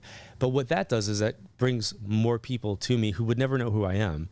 Then they learn about the subject matter. But sometimes fear comes and brings about a place of ignorance, right? Or fear brings protection. So I think that sometimes we look at motivations, and one of the things that I'll say is that we could be motivated by love, and it's okay to motivate a child by fear if the stove's hot and we don't want them to touch it. Her thing was she wanted to make sure that none of her kids would ever drown because she had a fear of the water. I'll link it below if you want to see it, but honestly, it just gave me the impression that he's definitely still holding that title. The same episode also has a much more lighthearted celebrity parody, as throughout we periodically get parodies of trailers for movies starring Rob Schneider. And he's about to find out that being a stapler is harder than it looks. Rob Schneider is the stapler, rated PG-13. They're basically just making fun of how terrible and dumb all of his movies were at the time, and these parodies are hilariously accurate, and I've always appreciated how they incorporated them into the show. It's 24-karat comedy. Rob Schneider is a carrot, rated PG-13. Rob Schneider derp de derp. Until one day, a derp a derp a derp a derp. Rob Schneider is da derp de derp da deedly derpy derpy dum. Rated PG-13. The only time I actually saw Rob talk about this was from a podcast in 2022, where he discusses how he found it very funny, but for whatever reason he felt like people really wanted it to hurt his feelings. The guys from South Park did an episode, which was very funny. You know, I was like with the third movie that I'd done. Rob Schneider is an animal. Rob Schneider is a male prostitute. Rob Schneider is a girl, whatever the fuck. So they said, Rob Schneider is a stapler. Rob Schneider is a carrot, because sometimes a carrot does, and it was very funny. I just remember like how people wanted that to hurt you. You know, they's like, I did that, you see, you know. I also found this Reddit post from a couple years ago about a guy who asked Rob Schneider to sign his stapler, to which he agreed, but he called the guy a dick and said he's never doing it again, which is pretty funny. Rob Schneider is Kenny, rated PG-13.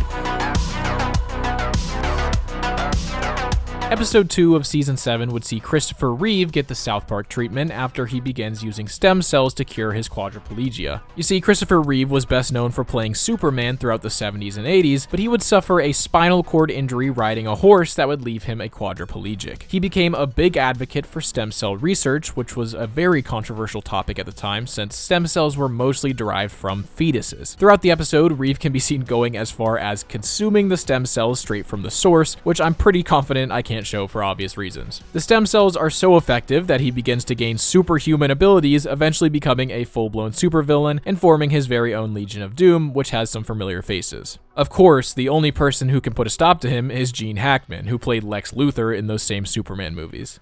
Tom, apparently Gene Hackman, the man who played Superman's enemy Lex Luthor in the movies, has now shown up as a celebrity protester of stem cell research. If that isn't ironic, Tom, I don't know what is. He eventually gets a law passed to put a stop to stem cell research, and Reeve is left floating through space, trapped in the Phantom Zone. This is one of those parodies that feels so out of pocket. Like, is it incredibly fucked up to have the quadriplegic celebrity sucking the juice out of aborted fetuses to become a supervillain, making fun of him for pretty much no reason? Yes. Is it incredibly funny? Also yes. But since the main boys decide to stay out of the plot on this one, Matt and Trey have a pretty funny take on the situation. Whenever you're all making your shows out there, like, and you want to do something that's really hardcore and you really shouldn't do, just have one of your characters go, dude, that's not cool. Yeah, you shouldn't do that. Fine. You shouldn't do that. That's really the secret of all our success, actually. That's all we do. Another super iconic parody would come a few episodes later when Cartman shows up to the school cultural diversity presentation with a hand puppet of Jennifer Lopez.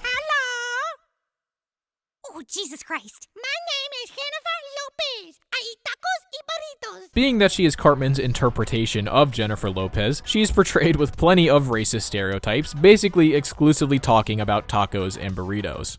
Don't be fooled by all my money. I still like to eat tacos, honey. So crispy on the outside, so super good and yummy. They take this to the next level when she is signed to the same record label as J-Lo, being labeled as the new hot and spicy version of J-Lo. This especially becomes a problem when the record label drops the real J-Lo, and she is not too happy about it. The way they portray her is not subtle. In fact, they very clearly spell it out for us. It's nothing personal. We just think you need to move on. And you're a mean-spirited bitch who spits on people who aren't rich and famous. She goes as far as to go to South Park and beats on Cartman's hand, and at the same time, Ben Affleck takes notice of the new Jennifer Lopez and begins to fall in love. Funny enough, this actually isn't the first time Ben Affleck appeared in South Park. He first appeared back in Season 5 when he's revealed to be the long-lost son of a family who have butts for heads. But his love for Cartman's hand leads to some very gross moments of him making out with it, and much worse. Over time, she begins to become more and more diva-like, and the real J-Lo beats her with a bat. Eventually, Ben Affleck ends up in Cartman's bed and announces that they're getting married. This scene also gives us this joke, which I thought was pretty funny. Ben Affleck is naked in my bed. Ooh, looks like the Tooth Fairy was extra happy with you.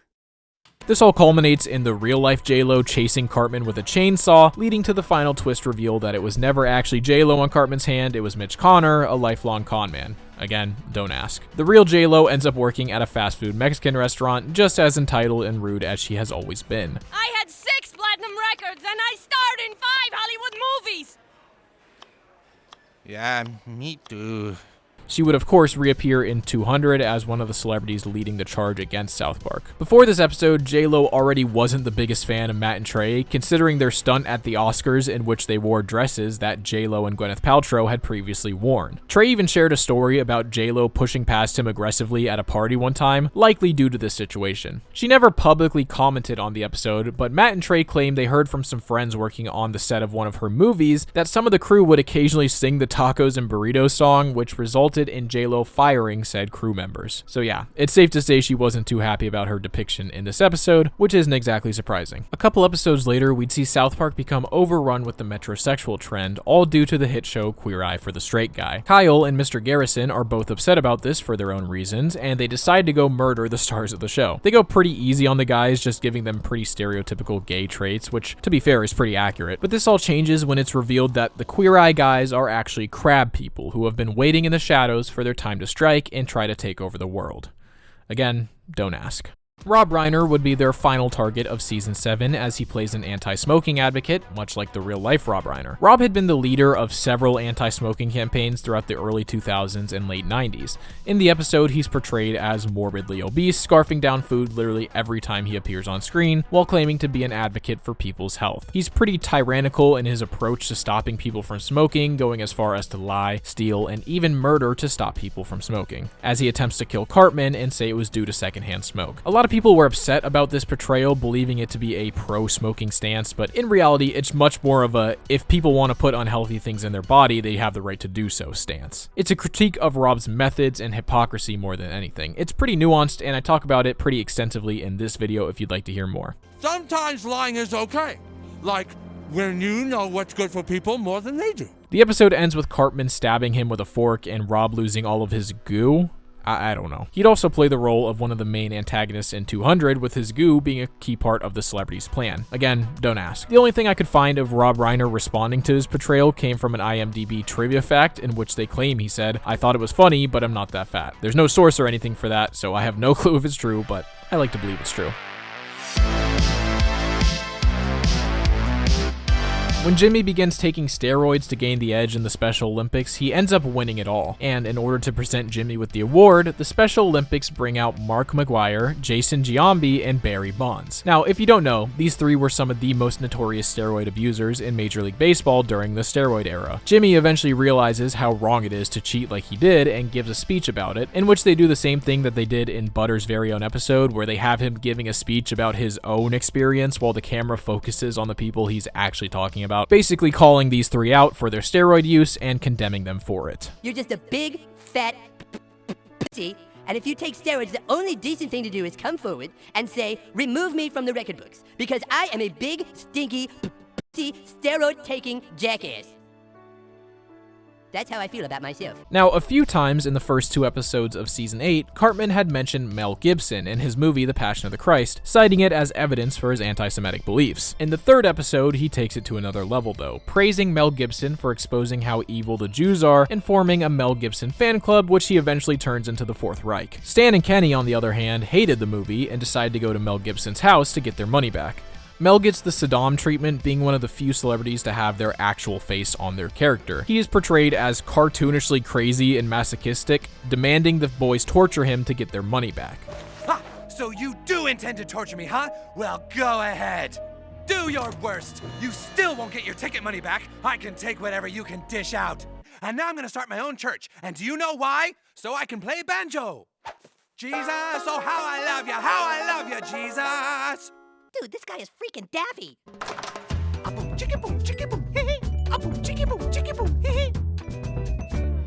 When you're a clown, nobody takes you seriously.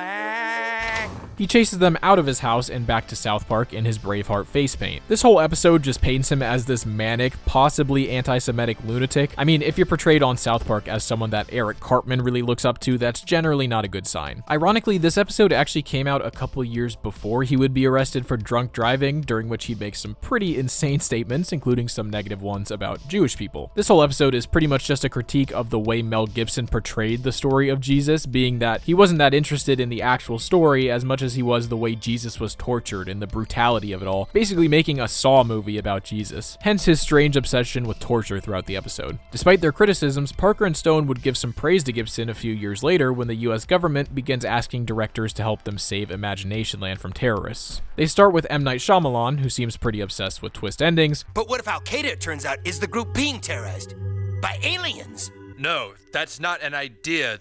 That's a twist. Michael Bay, who only wants to use CG effects and explosions. An 18-wheeler spins out of control, and it's all like, brush! In this huge tanker full of diamonds, crawl! Those aren't ideas. Those are special effects. I don't understand the difference. And finally, Mel Gibson, who's still pretty insane and masochistic, but gives a good idea. That's not a bad idea.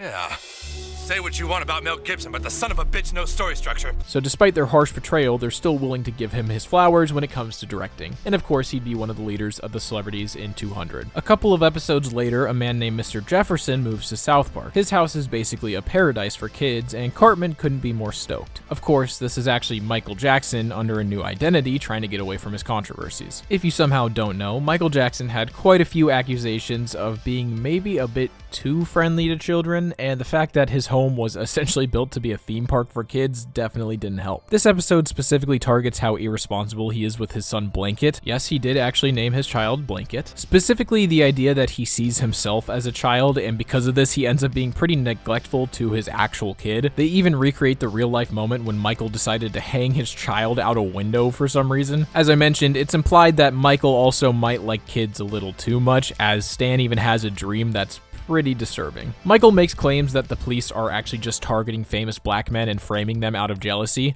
Yes, because their hearts are full of greed and they have doo-doo in their souls. Which of course turns out to be true, since this is South Park. That guy isn't black!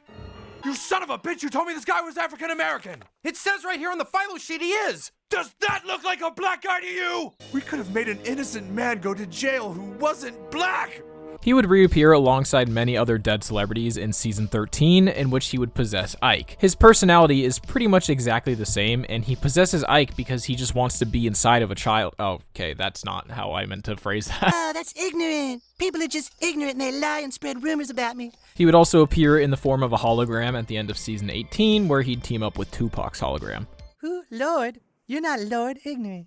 He would even play the role of a boss in the DLC for The Fractured But Whole as well. He's one of the most commonly occurring celebrity parodies in the show, but there's not a lot of variance in his character, as for the most part, he's just the same timid, slightly creepy guy.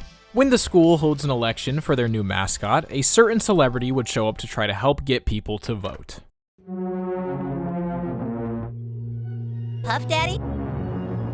Uh-oh.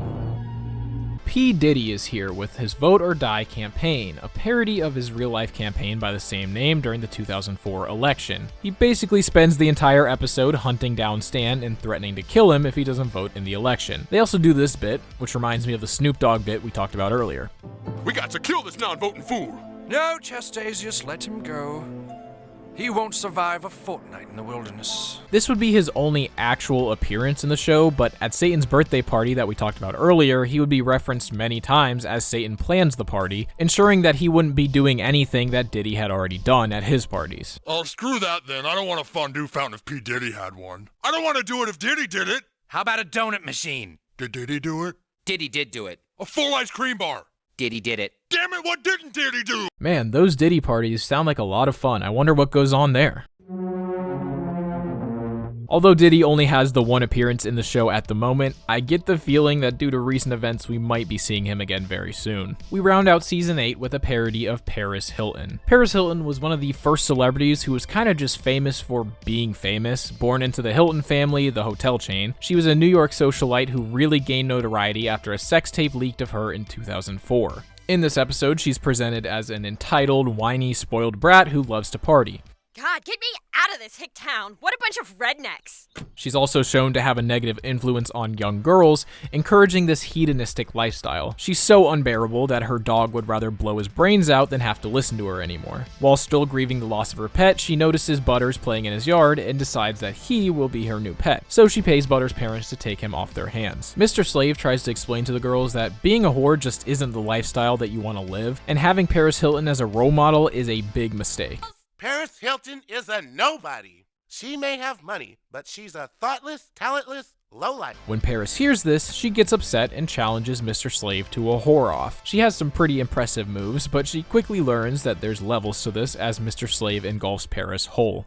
They also do a fun little callback to the Lemmy-Winks episode at the end. It's so funny. Paris, you must find your way out of this place, or you will surely die.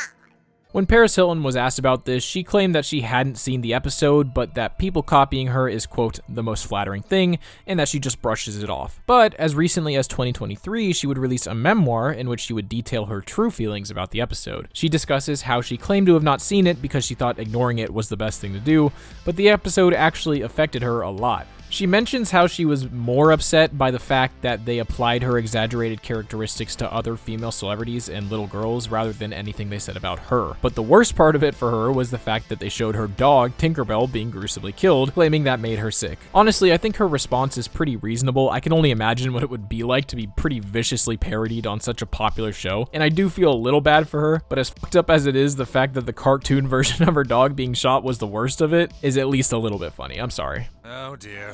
Another dog killed itself! Season 9 really has only one episode with major celebrity appearances, and we'll talk about that next, but first I wanted to briefly mention Wing Han Sang. The boys start their own talent agency where they initially hire Token, but he leaves them, so they pick up a new client named Wing. She's the wife of Liu Kim, and as it turns out, they have some deep ties to the Chinese mafia, which results in her being kidnapped and rescued by the boys. Oh yeah, and Sylvester Stallone also gets his own brief parody in this episode. Mr. Stallone thinks her singer has a lot of talent. He really likes her voice. Now, as it turns out, Wing is a real person, and at the end of the episode, they even shout out her website. She's this super niche singer that covers a wide variety of music, all of which are hilarious, and Trey became obsessed with her after finding her online.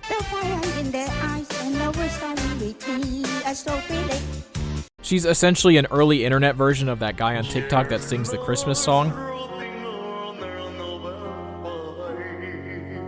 And because of Trey's love for her, they decided to include her in an episode, and apparently after they gave her a shout out, her website crashed from the insane influx of traffic. She would later write them a letter thanking them for including her in the episode, as it basically gave her the career in music that she always wanted. This is a rare example of a South Park parody with a really wholesome ending, and I appreciate that.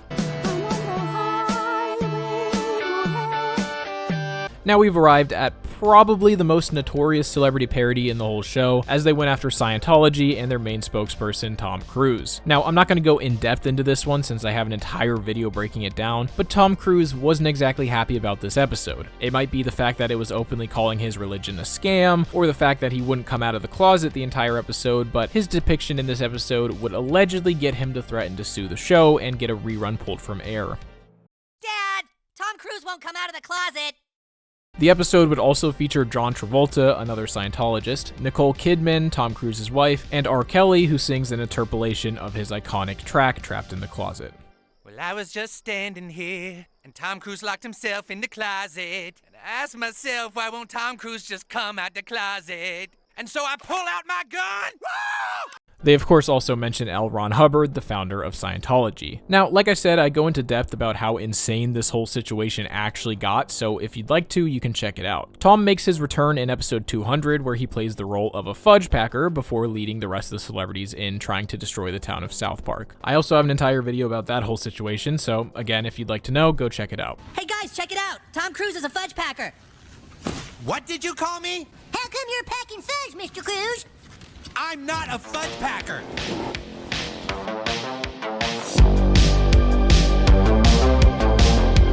Season 10 has plenty of celebrity parodies to talk about, and we start with another terrorist. The episode Cartoon Wars had a lot of real-life footage of Ayman al-Zawahiri, Zawahiri,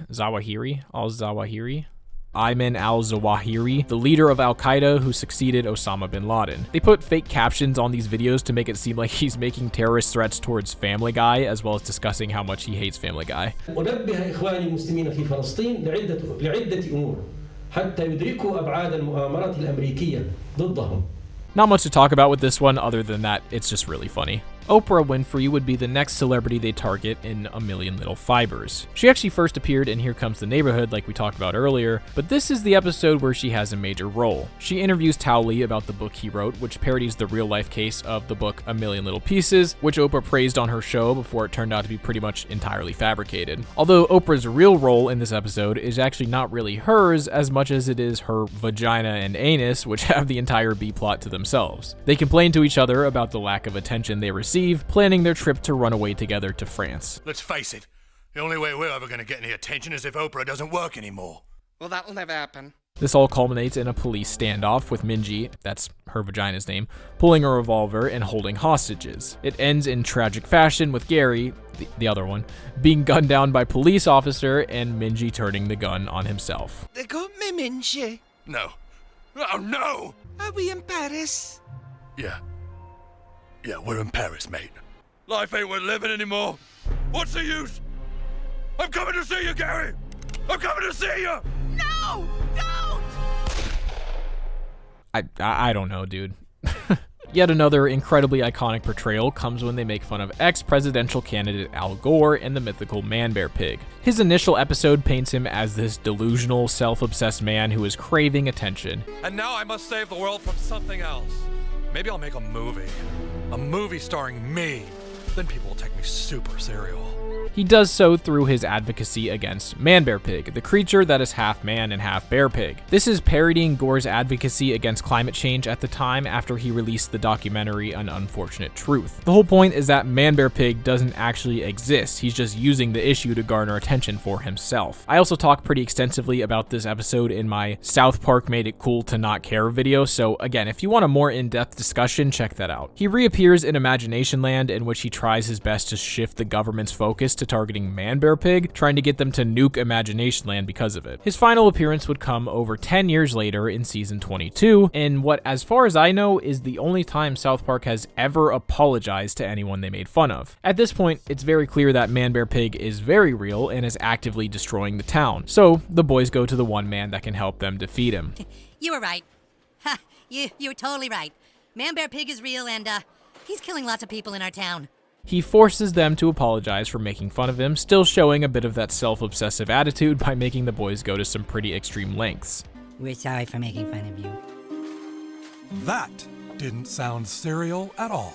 Johnny Two Cellos also has a wonderful video about this whole situation, so again, if you'd like a more detailed breakdown, go check that out. Al Gore would make some statements following the release of this episode about how happy he was to see that South Park did this, especially after how ruthless they were in the first episode. And for years, I get this question. Out of the blue, they come out with these new episodes, and the kids on South Park realize Man-Bear Pig is real.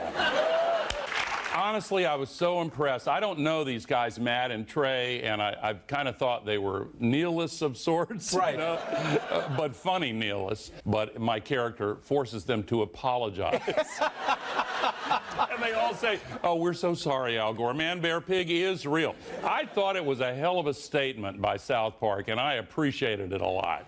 One of my personal favorite episodes and celebrity parodies would come in the very next episode of season 10. When Cartman's mom is tired of his behavior, she admits that she needs help with him. So she tries hiring some TV super nannies. He goes through a few different nannies, parodying the real-life ones from Nanny 911, Deborah Carroll, Yvonne, Finnery, and Stella Reed, with each one being equally unsuccessful and progressively more traumatized. Leanne has essentially run out of options, so as a last resort, she calls the one man who could possibly help. Caesar Milan. Caesar Milan, the dog whisperer. He basically had a show where he'd do the same thing as the Nanny 911 people, but for bad dogs instead of kids. So he begins to implement the same tricks he uses on the dogs on Cartman, and of course these tactics are incredibly successful. See, I'm not looking at the child, I'm not acknowledging the child, I'm just letting the child know I'm not interested in him.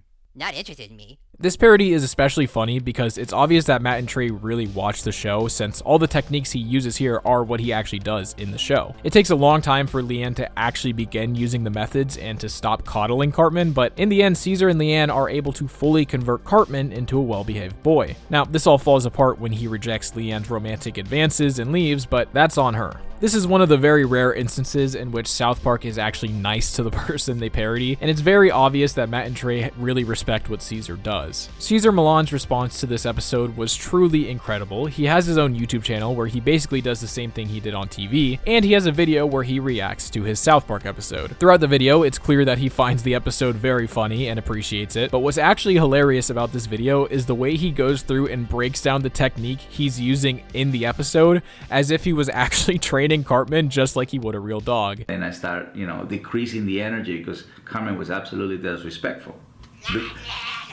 Don't look at him, just look straight ahead and he'll run out of energy soon. Don't look at it. And she is definitely looking at Cartman with the eyes like that. And I said, don't look at it, because that enables the behavior that the dog is waiting for the human to get an eye contact so he can manipulate. He also talks about how common it was for someone to recognize him and say that they loved him in the South Park episode. And like this comment says, his reaction to Leanne trying to make a move on him makes it clear that's definitely something that has happened in real life. Oh, but I thought we were becoming friends. No, not really. You're just a client. This video is just incredible, and I highly recommend you check it out if you haven't seen it yet. So I've briefly mentioned Satan's birthday party a few times already because there's so many celebrity appearances, but we haven't yet talked about some of the main ones. Butters accidentally summons Biggie Smalls by saying his name 3 times in the mirror, and Biggie is pissed because he's gonna miss Satan's party. I already got my wristband, see? You got to get me to Los Angeles. Well, can't you just take a plane? How, punk? We don't use money in hell, nigga. Well, damn, nigga, there's gotta be some way. Having Butters summon Biggie was just honestly genius, and watching the two interact is so funny. Before they get to the party, he's summoned back to South Park by Randy, which again, he's not too happy about, but Butters is able to get him back. He's very grateful for this and decides to invite Butters to the party, where they bust it down. In the B plot, Cardinal Roger Mahoney, previous Archbishop of the LA Catholic Church, hears of Satan's party and discusses it with the other clergymen. You see, they're not really upset about Satan having a party on Earth as much as they are that they weren't invited. So they concoct a plan to get it shut down. And yes, they do have young boys on leashes, it's exactly what you think. They try to call the fire marshal to get it shut down, but it turns out the fire marshal is at the party, so that doesn't work. Then they try to sneak in, but that doesn't work. But in the end, Satan decides to let everyone in, and they bust it down as well. Ironically, Roger would later be accused of sheltering priests who have assaulted children, as well as receive some allegations of his own, so I guess that part wasn't too far off. The C plot of the episode would see notorious serial killers Ted Bundy, John Wayne Gacy, and Jeffrey Dahmer tasked with picking up Satan's cake for his party. They're basically doing a Three Stooges routine, with Gacy and Dahmer constantly getting distracted and murdering people while Bundy tries to keep them on track. I didn't mean to. Give me that. All right.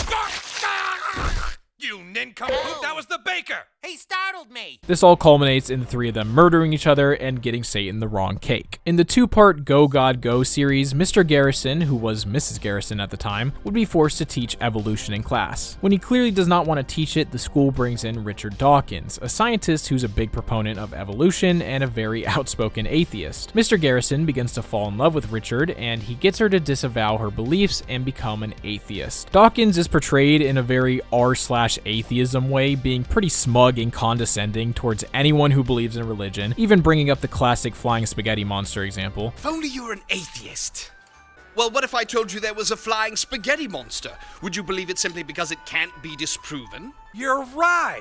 It's so simple. God is a spaghetti monster. Oh, thank you. Jeez, my eyes are open. But this isn't enough for Garrison, who encourages him to go even harder on the religion to become extremist, and this leads to a future where there is no religion and everyone is atheist. This is all reverted, however, when Cartman makes a call to the past and informs Richard that Mr. Garrison was born a man, and Dawkins leaves disgusted. Dawkins would respond to the episode, seemingly not having much of an issue with the critique of atheism as much as him hooking up with Garrison. Quote, "I'm buggered if I like being portrayed as a cartoon character buggering a bald transvestite. I wouldn't have minded so much if only it had been in the service of some serious point, but if there was a serious point in there, I couldn't discern it." Okay, let's go to season 11, I guess. The very first episode of season 11 would see Randy saying the N-word on Wheel of Fortune. To save his image, he apologizes to civil rights activist Jesse Jackson by literally kissing his ass. In the episode, he's labeled as the self-proclaimed Emperor of Black People, to which Tolkien disagrees. Jesse Jackson is not the emperor of black people. He told my dad he was. As Randy becomes an outcast from society because of his slip-up, he joins up with some others in his position, Michael Richards and Mark Furman. Michael Richards was an actor on Seinfeld who went on a racist tirade at a stand-up set and later apologized to Jesse Jackson, and Mark Furman was one of the lead detectives on the OJ trial, where it was revealed that he was a regular user of the N-word, damaging his credibility. This episode is mainly a parody of Michael Richards' situation though, and he along with the others never commented on this episode. I have another entire video breaking down this episode and the more nuanced parts of it, so I recommend you check it out if you want to hear more. Hillary Clinton was actually a part of a running gag they had for a couple times before her first appearance, in which a news reporter would discuss the size of Miss Clinton's ass in a couple of episodes. But Hillary Clinton's ass just keeps getting bigger. And so all the residents of Manhattan are prepared to evacuate if Miss Clinton's ass gets any bigger. But the first actual appearance of Hillary would come when terrorists are planning a bombing at one of her rallies. It would turn out the bomb had already been planted in a location where Miss Clinton couldn't escape. Miss Clinton, it appears that terrorists have snuck a snook up your sniz. Oh my! They try to send someone in to defuse the snook, but he doesn't make it out alive. They kind of forgot about this plot halfway through the episode, so nothing even really comes of it. But of course, Hillary's larger appearance would come in season 20, in which she'd appear throughout the season opposing Garrison in the presidential election. And unlike me, she's actually capable of running this country. My opponent is a liar and he cannot be trusted. President of the Catholic League for Religious and Civil Rights, Bill Donahue, and Pope Benedict would appear in the next episode, where they would stand against Randy and his secret society of Peter Rabbit truthers. Don't ask. Donahue plans on murdering all members of the secret society, claiming it's what Jesus would have wanted. That's when Jesus shows up and tells him that the secret society is correct in their beliefs. With no hesitation, he then orders his men to kill Jesus. The Pope points out that killing Jesus is definitely not very Christian of him, so he overthrows the Pope. He then locks all of them in jail, and Jesus forces Kyle to kill him so that he can respawn. Donahue is then killed by Jesus in epic fashion. When Cartman begins faking Tourette's, he writes to Chris Hansen to get Dateline to do a show about him. Chris has this strange power to get anyone to take a seat simply by asking them, which he eventually uses on Cartman when he tries to bail on his Dateline episode. Why don't you have a seat? No, I just need to get home. I'm not doing the show. Go ahead and take a seat. But I'm not going to do this. Take a seat right over there. Why don't you take a seat right over there? He threatens Cartman by bringing up the real-life case in which one of the dudes they caught on To Catch a Predator shot himself after being cornered by police. The boys stopped the show from airing by doing their own To Catch a Predator and inviting a bunch of predators to the studio, where they each walk in and shoot themselves upon seeing Chris Hansen. In the end, Chris Hansen's powers don't work on the kid that actually has Tourette's, and he's scared off. Chris Hansen has discussed this episode on a podcast where he talks about how he thought it was funny and he gave some praise to Matt and Trey. When the South Park episode came out, texts me and says, South Park is doing you tonight. It's pretty funny. And 20 minutes later, he sends another text. It's turned a little dark. My older boys at the time were in high school. Chris Hansen was parodied on South Park. That was a big deal. Suddenly I was cool. And I look, they make fun, but they do it in an intelligent, biting way. Absolutely. And I had absolutely no issue with it whatsoever. When Randy becomes the world record holder for the world's biggest crap, his only real competitor is the lead singer of U2, Bono, who takes the record for himself. Throughout the episode, Bono spends much of his time doing charity work on different continents, leaving people questioning how he could possibly have the time to be the record holder. He's also incredibly defensive about his accomplishments, telling Stan that he'd never be number 2. All I'm asking is that maybe with this one thing, let my dad be number 1. And you can still be number 2. Number 2? The twist comes when it's revealed that Bono isn't the record holder for the world's biggest crap, but rather he is the record, being a giant, living piece of crap himself. This explains how he could possibly be such a humanitarian, helping so many people around the world, while still seeming like such a POS. I haven't seen Matt and Trey comment on why exactly they went after Bono in this episode, though I speculate it's based on his general self-righteous attitude and slight hypocrisy surrounding the causes he supports, like his history of dodging taxes despite campaigning against poverty for many years. I actually have an entire video about this episode, and it's actually the best video I've ever made, and that is not an exaggeration. I highly recommend it. Season 12 starts off hot with the episode Tonsil Trouble, in which Cartman contracts HIV from a blood transfusion and secretly gives it to Kyle because Kyle was making fun of him, which is a totally reasonable reaction. Cartman's AIDS benefit goes wrong when no one shows up, and they're unable to get Elton John to perform. Instead, they get Jimmy Buffett. Jimmy goes as far as to do an AIDS-themed rendition of his song Cheeseburger in Paradise. AIDS burger in paradise. AIDS burger and it ain't nice. Cartman isn't exactly shy about sharing his opinion of Jimmy Buffett. Nobody likes Jimmy Buffett except for frat boys and alcoholic chicks from the South. But the more relevant celebrity parody in this episode comes when Kyle and Cartman go searching for a cure for HIV, turning to the only person that could possibly help them. Magic Johnson, Kyle.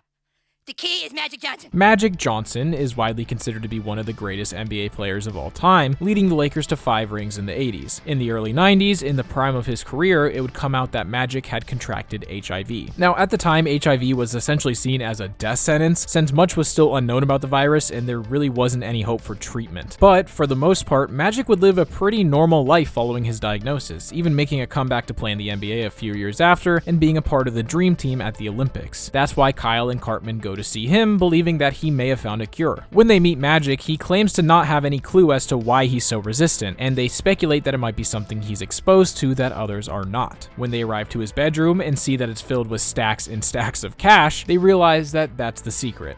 Money. The cure for HIV has just been money this whole time. In this case, literally, as they make vaccines filled with cash. Now, obviously, the joke here is that the reason Magic Johnson has had HIV for so long and been fine is because he had the money to pay for the best treatment in the world. They don't really make fun of Magic in any way. In reality, Jimmy Buffett got it a lot worse than him. Wasting away again because of AIDS and stuff.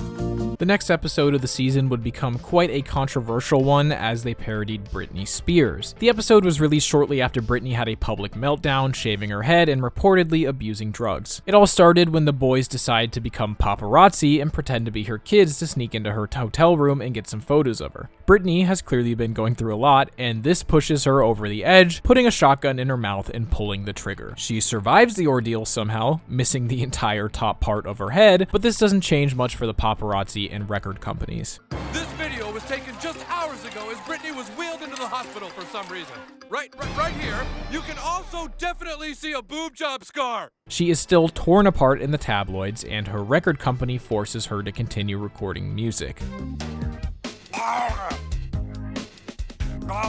God, what a train wreck. She must be stoned again. The twist in the end is that she is to be sacrificed to bring a bountiful corn harvest in the following season, and that this was always her purpose. That female celebrities have been killed in the media for generations now, and she's simply fulfilling her purpose. This is a reference to the short story The Lottery, in which townspeople are selected in a lottery to be stoned to death for the same reason. In the end, she does die after she is surrounded by paparazzi and photographed to death. The episode ends with the announcement of a new up-and-coming celebrity, which gives the town some excitement. Hannah Montana's Miley Cyrus, though only 15 years old, is already on her way to being a major superstar. Looks like next harvest will be even better.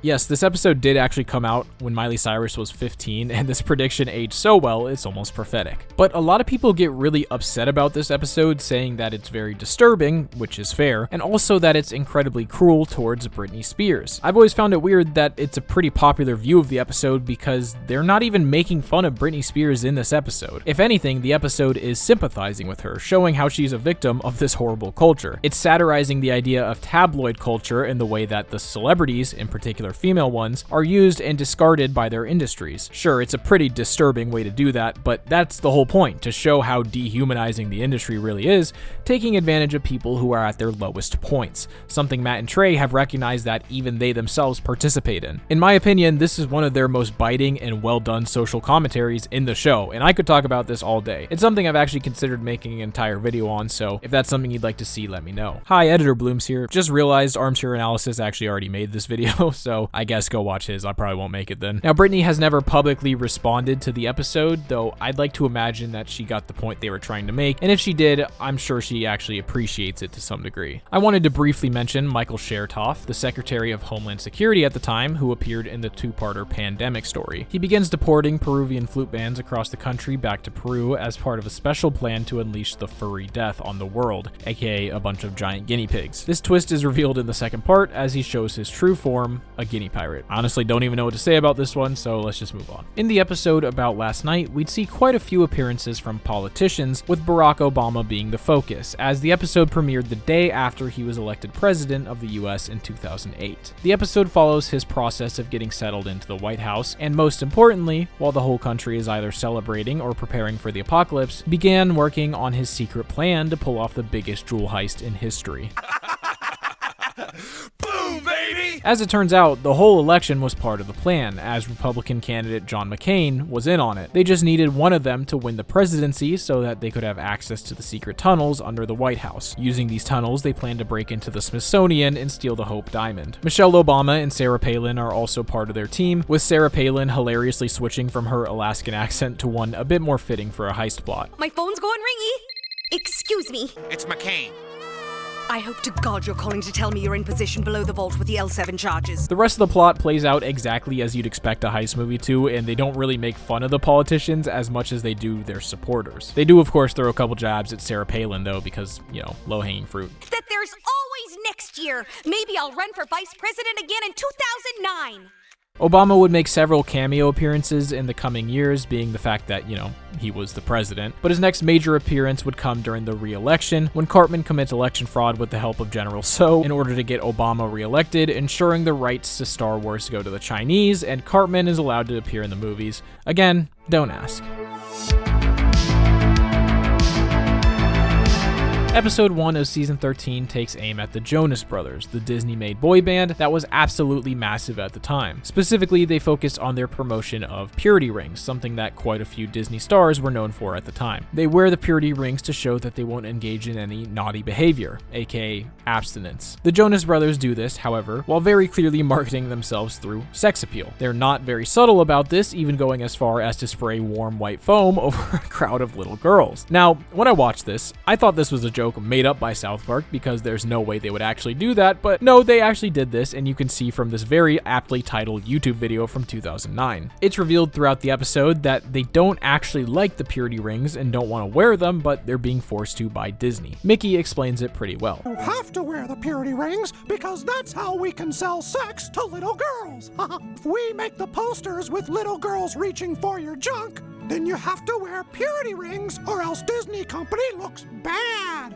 This results in Mickey beating the brakes off of Nick and forcing them to wear the rings. Now, when this episode came out, the Jonas Brothers didn't comment on it, of course, but according to one of their tour photographers, their father was, quote, super offended by the episode. In a 2016 Reddit AMA, Nick Jonas would speak publicly about the episode for the first time, discussing how, at the time, he didn't find the episode very funny because he was actively experiencing the stuff in the episode. But now that he's older and has ditched the purity ring stuff, he finds the episode very funny and he's watched it many times. We have now arrived at arguably the most legendary South Park parody of them all in Kanye West. It all starts when Jimmy comes up with the funniest joke ever written, a joke that takes the nation by storm. Say, Eric, do you like fish sticks? Yeah? You like putting fish sticks in your mouth? Yeah? Well, what are you, Eric? A gay fish? The fish sticks joke is funny to everyone on the planet except for one person, this of course being Kanye West. He simply does not get the joke, constantly denying the fact that he's a gay fish. Doesn't matter how many people try to explain the joke to him, he just doesn't understand it. Do you like fish sticks? Love them. You're a gay fish. No, I'm not. Ah! Kanye, being the egotistical, manic individual he is, goes to some pretty extreme lengths to try to clear his name. They're breaded, they're fried, they're frozen, rapper, genius. Gay fish are homosexual. Is it because breaded has something to do with genius? Another celebrity makes an appearance in the episode as comedian Carlos Mencia comes forward to claim credit for creating the fish sticks joke. This is based on the real-life scenario in which Joe Rogan accused Carlos Mencia of stealing jokes from other comics, leading to a heated altercation between the two. Ironically, at the time, Carlos' show, Mind of Mencia, was one of the top shows on Comedy Central, you know, the channel South Park is on. So for Comedy Central to have their biggest show calling out one of their other biggest shows was pretty funny. But when Kanye heard Carlos claiming to be the creator of the fish sticks joke, he kidnaps him and tortures him to try to understand why everyone is calling him a gay fish. He still just doesn't understand it and ends up murdering Carlos. In the end, Kanye comes to the conclusion that he needs to stop running from who he really is and instead embrace it. So he goes off to live the rest of his life as a gay fish. We also get the legendary song Gay Fish, a parody of Heartless, in which he details his life as a gay fish.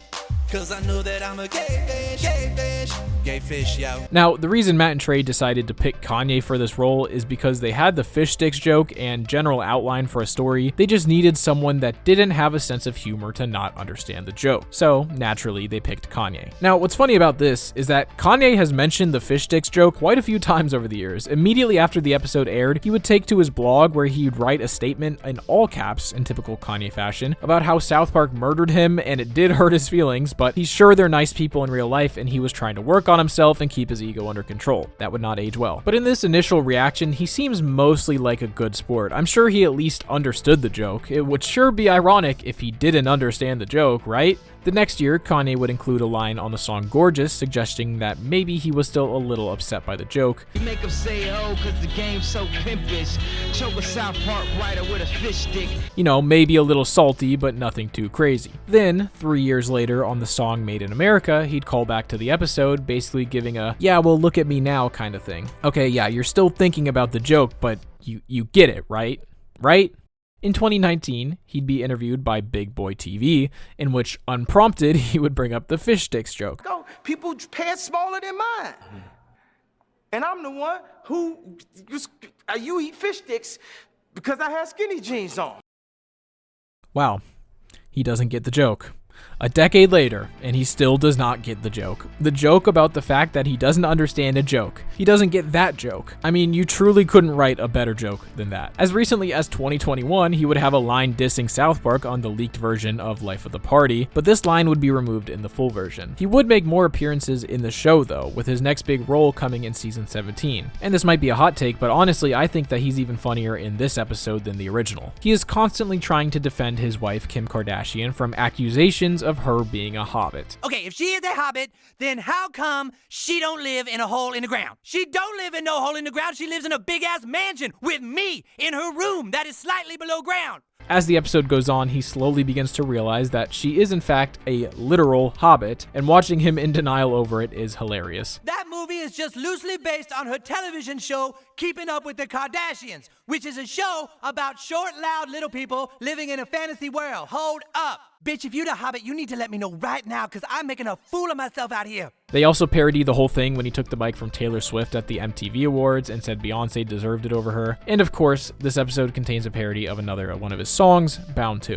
One thing I know, my girl ain't no hobbit. She might be stumpy, that don't mean she a hobbit. Kanye wouldn't physically appear in any other episodes except a couple of brief cameos, but the most recent season would see a representation of him through Cupid Yee, the little Cupid version of Cartman who seems like he might be a little too into a German dictator. Obviously, this one is parodying Kanye's rants about Jews in the media and all that kind of stuff. I have a whole video about that if you'd like to know more. But with that, we have reached the end of Kanye's South Park appearances, and we can move on from Kanye. Episode 13 of the season would have a ton of celebrity parodies, and considering the title is Dead Celebrities, it's not all that surprising. The vast majority of celebrities I mentioned on the rapid fire section at the beginning, but there are a couple that played some more major roles. The main one being Michael Jackson, which we talked about earlier, as he possesses Ike and competes in a beauty pageant. In fact, Michael is the reason that all the dead celebrities are stuck in purgatory, which is hilariously represented as them all sitting on a plane waiting for it to take off, only for it to be delayed over and over again. The episode also parodies the show Ghost Hunters, having the crew of the show come try to help, but instead they just piss their pants over and over over again while nothing happens. My favorite celebrity parody, though, is the legendary Billy Mays, who died a few months before the release of this episode. They show one of his famous infomercials advertising Chipotle Away used to remove bloodstains from his underwear. Chipotle Away gets rid of bloodstains and leaves underwear good as new. He's also the main apparition that Ike is seeing, where he continuously quotes his infomercials. He also has a pretty funny moment while waiting in purgatory. Now there's a product that can help you. Somebody shut his fucking mouth! I can't take it anymore! With just 2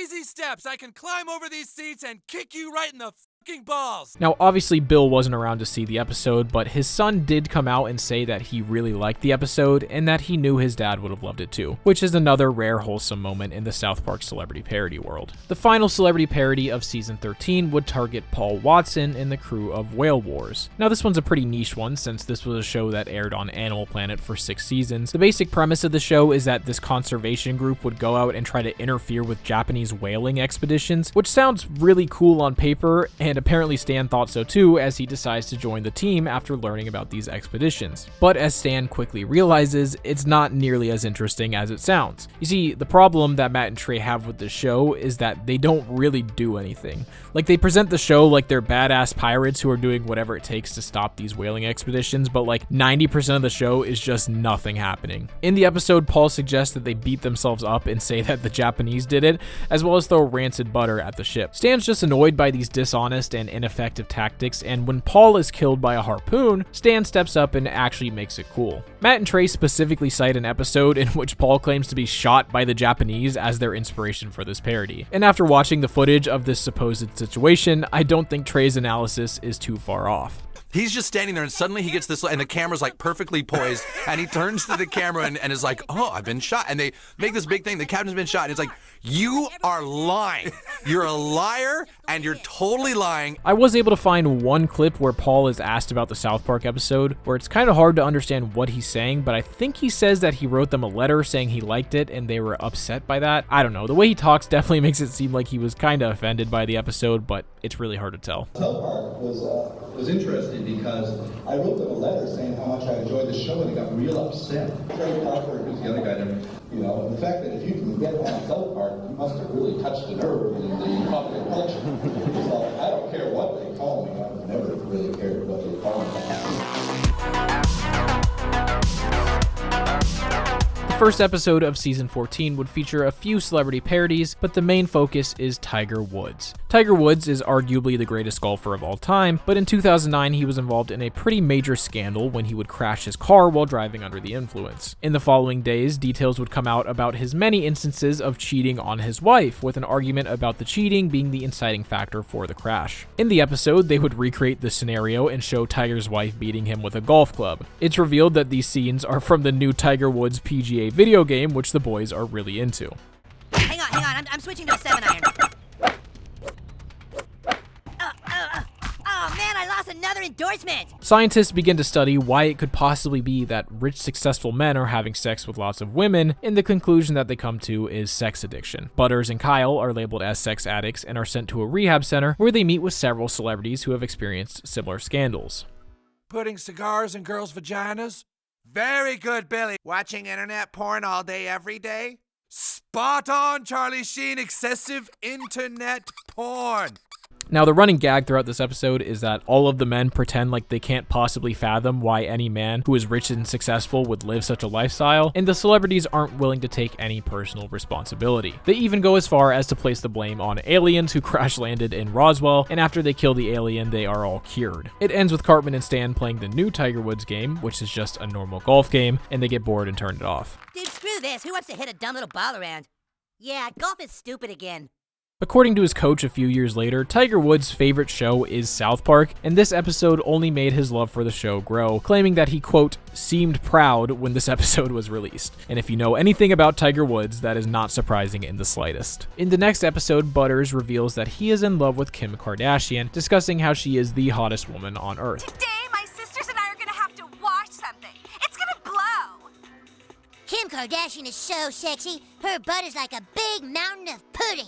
He sits at home watching Keeping Up with the Kardashians, where Kim, Khloe, and Kourtney go about their day. Bruce Jenner also makes an appearance, who is now known as Caitlyn Jenner, and we'll talk about later. Just then, someone breaks in and murders all of them. Butters is absolutely distraught, especially since the murderer felt inspired to do it after reading the book Butters supposedly wrote, causing all of the media backlash to fall on him. None of the Kardashians responded to this depiction, but insider sources say Kim did react to the previously mentioned episode where she's called a hobbit, and apparently she was pretty pissed about that. The same episode also parodies Morgan Freeman, who was hired to read a few chapters from Butters' follow-up book. Douglas had to poop. His butt was all stinky because he had to poop so badly. Morgan Freeman would become a bit of a running gag in South Park, randomly appearing in the second Obama election episode to explain what's going on to the audience a few times. At the end, they even ask why he always shows up to explain complicated situations, to which he responds accordingly. Because every time I show up and explain something, I earn a freckle. This exact joke would be repeated at the end of the video game The Stick of Truth when he shows up to explain Princess Kenny's backstory. In The Fractured But Whole, he actually plays a pretty major role as a side character, running a taco shop and teaching the player how to master their powers throughout the game. I couldn't decide if he's considered a historical figure or not, so I decided to briefly mention the appearance of Colonel Sanders, the creator of Kentucky Fried Chicken. He's running the black market chicken trade after fast food is banned in low-income areas in Colorado. He's basically a parody of Alex from Scarface, and his ruthless methods are on full display. Despite warnings from the Colonel, Cartman eventually tries to take over the trade, to which the Colonel puts out a hit on him. The hit is unsuccessful, and when the laws banning fast food are reverted, Sanders regains control of the trade. In 2010, Jersey was all the rage on reality TV. Shows like The Real Housewives of New Jersey and The Jersey Shore were hits. Jersey began to spread though, and soon enough it would end up in South Park. A bunch of celebrities from both of these shows would end up being parodied, with their obnoxious, loud, and aggressive personalities on full display in the town of South Park. Now, if you've ever watched those shows, you'd know that this isn't even really a parody, it's just a pretty accurate depiction of these people. You're nothing but garbage! That's what you are! You're garbage! You sick, old woman, muff garbage! But the person who got it the worst of anyone was definitely Snooki. Snooki was probably the most popular character to come out of these shows at the time, and they really let her have it. She is portrayed as a rat, goblin, pig-like creature who can only say one phrase. She assaults the kids and is only scared off when Kyle goes full Jersey on her. Now, I was like 10 when this episode came out, and I didn't watch South Park at all until like a few years later, but even I remember just how big this was when it happened. Kids at school were quoting the Snooki wants smush smush left and right. This was seriously iconic. Of course, all of the Jersey Shore stars were good sports about it, expressing their enjoyment of the parody on Twitter after it aired. Snooki was also a pretty good sport, quoting the episode and laughing about it. Even in 2023, she responded to someone on Twitter trying to insult her by referencing the episode, saying that it was an honor to appear in the show regardless of how they depicted her. It's increasingly rare to see a celebrity who can truly take it when South Park makes fun of them, and it's always nice. In 2010, the oil company BP had a major oil spill in the Gulf of Mexico, causing one of the largest environmental disasters in history. In the Coon and Friends trilogy, oil company BP would cause a major oil spill, leading to a response from CEO Tony Hayward. We are deeply sorry. We're sorry. We're sorry. Sorry. They would later drill into another dimension, awakening incomprehensible evils, leading to yet another response from Tony. We're sorry. We're sorry. Sorry. Then they would unleash the Dark Lord Cthulhu, leading to one final response. Sorry. Now, this is parodying the real-life commercial Tony made, apologizing and promising to make it all right. Obviously, it comes off as just slightly disingenuous, which of course Matt and Trey wanted to make fun of. I mean, his company might have single-handedly caused irreversible damage to massive ecosystems, but hey, at least he's sorry. The final celebrity parody of the season would come after Randy becomes obsessed with being a celebrity chef. This obsession would eventually get him to appear on one of these shows where several other celebrity chefs are competing against him. Jamie Oliver, Mario Batali, Bobby Flay, Masahiro Miyamoto, Alton Brown, Giada De Laurentiis, Paula Deen. These are all mostly cameos though. The reason I wanted to include this is because of the appearance of everyone's favorite celebrity chef, Gordon Ramsay. Now, the real Gordon Ramsay makes a very brief cameo, but my favorite moment is when Cartman pretends to be Gordon Ramsay to convince Randy's dad to stop cooking. His impression is absolutely spot on.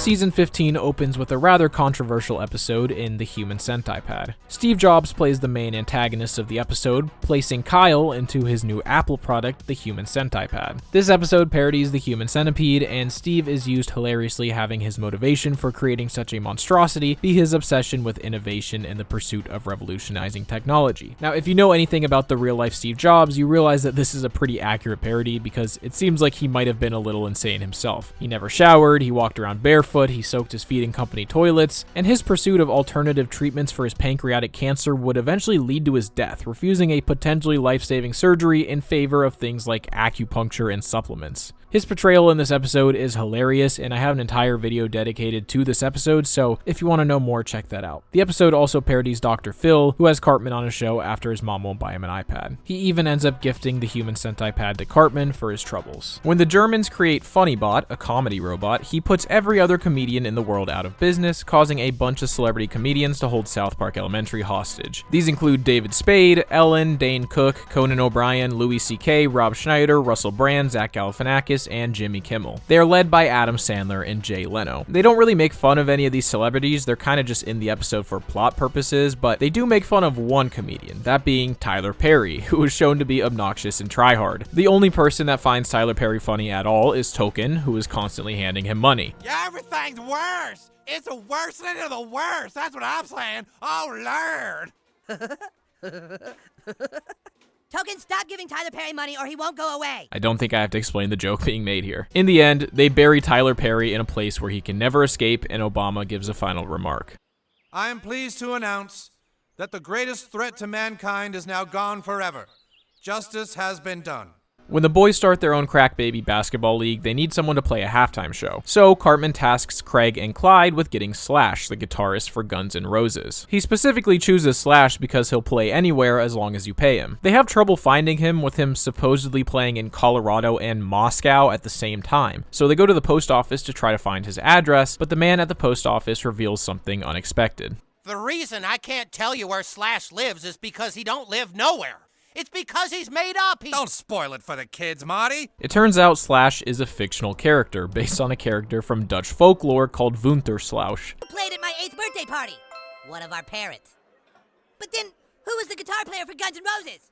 One of our parents. After the boys get screwed over by EA, they aren't able to open an orphanage for their crack babies. But then they see something. The orphanage is built and paid for by an anonymous person. When they enter, they realize who made all of this possible. Think that he isn't real. Or maybe we haven't been told such a big fib after all. He is real, you guys. Now, why did they choose to make Slash basically Santa Claus in this episode? I have no idea, but it is very funny. I think it's kinda supposed to be that Slash is just sort of this rock star who seems relatively unproblematic and still performs a lot, but I don't know. He was also in Season 7 when he appeared briefly as part of Randy's band in the country versus rock and roll protests. But you know, maybe the real Slash is the friends we made along the way.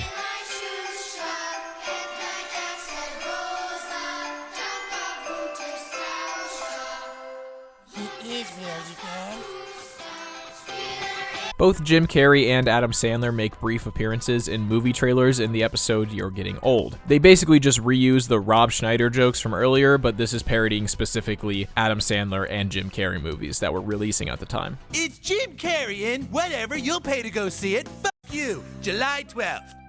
The episode A History Channel Thanksgiving parodies the original Thor movie, and it's revealed that Natalie Portman is the key to opening the wormhole to Plymouth. She's a parody of her character from that movie. But she won't open her wormhole until Kyle takes her on a date. I haven't even seen the Thor movie since it came out, so I really have no clue how accurate this is, so let's just go ahead and move on to Season 16. Now, Season 16 only has a few celebrity appearances, and the first one is Dr. Oz. Stan and Butters appear on his show due to their successful anti-bullying campaign, and while on the show, Dr. Oz does a bit of bullying himself, forcing Butters to talk about his experiences while he clearly doesn't want to. This leads to Butters snapping and beating the hell out of him. It's unclear why they picked Dr. Oz of all people to be parodied in this episode. Maybe the implication is that Matt and Trey see him as a bully for whatever reason, but honestly, I don't know. Dr. Oz has now been nominated by President Trump as the leader of Medicare and Medicaid in the US, so I guess if Trump likes him, he's probably worth making fun of. Country singer Brad Paisley would appear later in the season, where he would first perform the national anthem at an NBA game, and later perform a duet of I Swear with Cartman when he proclaims his love for Kyle.